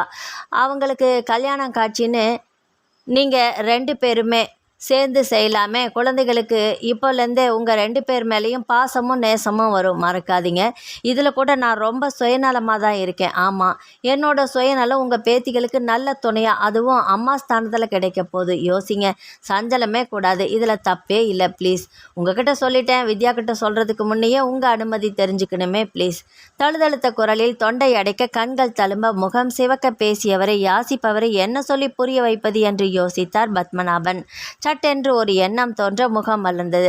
சார், எனக்கு ஒரு யோசனை தோணுது. என் மகன்கிட்ட நான் பேசுகிறப்போ அவனை கண்டிப்பாக கல்யாணம் பண்ணிக்கணும்னு சொல்லித்தான் அனுப்பி வச்சுருக்கேன். இப்போ வித்யாவை அவனுக்கு கல்யாணம் செஞ்சுட்டா குழந்தைகளோட அவனும் கவலை இல்லாமல் இருப்பான். வித்யாவுக்கும் ஒரு பொறுப்பான குடும்பம் கிடைச்சாப்புல இருக்கும். குழந்தைகள் இப்போவே அவளை அம்மா அம்மானு தானே கூப்பிடுறா. அப்பாவும் கூட இருந்தா அதுகளும் சந்தோஷம் தானே. வீட்டை வேணும்னா மாற்றிட சொல்கிறேன். குழந்தைகளும் வித்யாவும் என் பிள்ளைகளும் ஒரு நல்ல குடும்பமாக அங்கே அழகாக சௌகரியமாக நடத்தட்டுமே. என்ன சொல்கிறீங்க? நான் பாட்டிக்கிட்ட ஏற்கனவே சொல்லியிருக்கிறேன். பாட்டி எப்படி சொல்கிற விதத்தில் சொல்லி வித்யாவை சம்மதிக்க வச்சுடுவா. ஆக வேண்டியதை பற்றி யோசிச்சு பாருங்க. சரியான முடிவு தான் கிடைக்கும். என்ன கிடைக்கணும், சரியா? பத்மநாபன் நெற்றியில் முடிச்சுகள் எழுந்தன. விரல்கள் அந்த முடிச்சுகளை தேய்த்து அளித்தது. ஒரு முடிவுக்கு வந்தார். பத்மநாபனுக்கு வீட்டிற்கு போகவே தயக்கமாக இருந்தது. பாட்டியும் வித்யாவும் ஏதாவது பேசினார்களா? விஷயம் தெரியுமா? வித்யா என்ன தப்பாக நினச்சிட்டாளா? என்ன பண்ணுறது? பகவானே, நான் இங்கே வந்ததே தப்பாயிடுச்சோ? மறுபடியும் வெளிநாடுன்னு போகிறதும் குழந்தைகளுக்கு கஷ்டமாயிடும். இங்கே பாட்டியையும் வித்யாவையும் நல்லா ஒட்டி கொண்டார்கள் அவர்கள். இப்படியே இக்கட்டில் மாட்டிப்பேன்னு நினச்சி கூட நான் பார்க்கலையே. இப்போ என்ன பண்ணுறது? இல்லை வீட்டுக்கு போய் நிலவரம் எப்படி இருக்குதுன்னு பார்த்துடலாமா? காரை நிறுத்தி போட்டுவிட்டு வீட்டிற்குள் நுழைந்தார் பத்மநாபன். வித்யா அதற்குள் வந்திருந்தால் எதுவும் கேட்கவில்லை. அவரும் எதுவும் பேசவில்லை. கை கால் அலும்பி ட்ரெஸ் மாற்றி குழந்தைகளோடு சோஃபாவில் உட்கார்ந்து பேசி கொண்டிருந்தார். வித்யா எதுவும் பேசாமல் உள்ளே போய் காப்பி கலந்து எடுத்து வந்து தந்தாள். பத்மநாபனும் எதுவும் பேசாமல் வாங்கி கொண்டார். பாட்டிக்கும் தவிப்பு. யாரிடம் ஆரம்பிப்பது, எப்படி சொல்வது என்று பெரிய போராட்டம். சட்டென்று ஒரு யோசனை தோன்ற பாட்டி போட்டே உடைத்து விட்டாள். இதோ பாரு வித்யா, குழந்தைகளை ஸ்கூலில் சேர்த்தாச்சு. நீயும் சாரும் வேலைக்கு போயிடுறீங்க. நானும் பத்ரிநாத் யாத்திரை போகலான்னு இருக்கேன். அப்படியெல்லாம் சுற்றிட்டு வர 1 மாதம் போல் இருக்கும் வித்யா. இத்தனை நாள் உனக்கு துணை வேணுமேனு எங்கேயும் போகாமல் இருந்தேன். இப்போ கொஞ்சம் நெஞ்ச சக்தி இருக்கிறப்பவே யாத்திரை போயிட்டு வரணும்னு தீர்மானம் பண்ணிட்டேன். 15 நாள் அப்போ வேண்டியதெல்லாம் தயார் பண்ணிக்கணும், சரியாக இருக்கும். பத்மநாபனும் வித்யாவும் விதிர்த்து போனார்கள். இது என்ன பாட்டி இப்படி ஒரு குண்டை தூக்கி போடுறா? 2 பேரும் குழந்தைகளோட தனியாக இருக்கணுமே, எல்லார் வாயும் சும்மா இருக்குமா? பத்மநாபன் பாட்டி பேசுவதை கவனித்து கொண்டே இருந்தார். பாட்டி, உங்களுக்கு துணையாக நானும் வர்றேனே, என்ன சொல்கிறீங்க? எனக்கும் சேர்த்து புக் பண்ணுங்க. இங்கே வித்யா தனியாக 2 பெண் குழந்தைங்களோட இருப்பாங்க. நீங்கள் துணைக்கு இல்லாமல் என்னோட வர்றீங்களா? என்ன சொல்கிறீங்க நீங்கள்? நான் உங்களோட வர்றதால ஒன்றும் தப்பில்லையே. ஆனால் இந்த ஆத்துல வித்யா குழந்தைகளோட நானும் இருந்தால் தானே தப்பு. ஏன் தப்பாகணும்? வீட்டுக்கு பெரியவங்கிற முறையில் குழந்தைகளையும் அவளையும் பார்த்துக்க வேண்டியது உங்கள் பொறுப்பு தானே.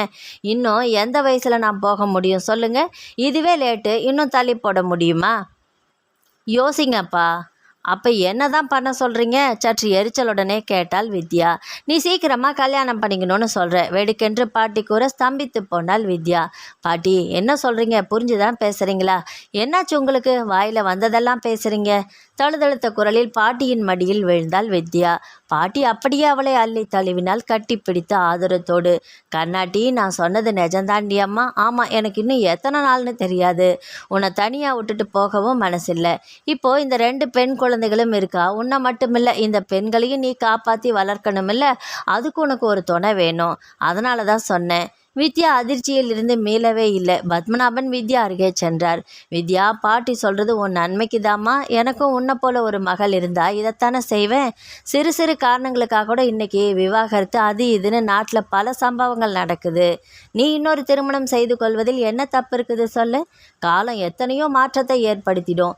நீ யார், நான் யார், நாம் எப்படி சந்திக்க முடிஞ்சது? என் பேத்திகளுக்கு இப்போ நீ அம்மாவாக இருக்கிறியா? அது எப்படி? இதெல்லாம் நாம் எதிர்பார்த்தா நடந்தது.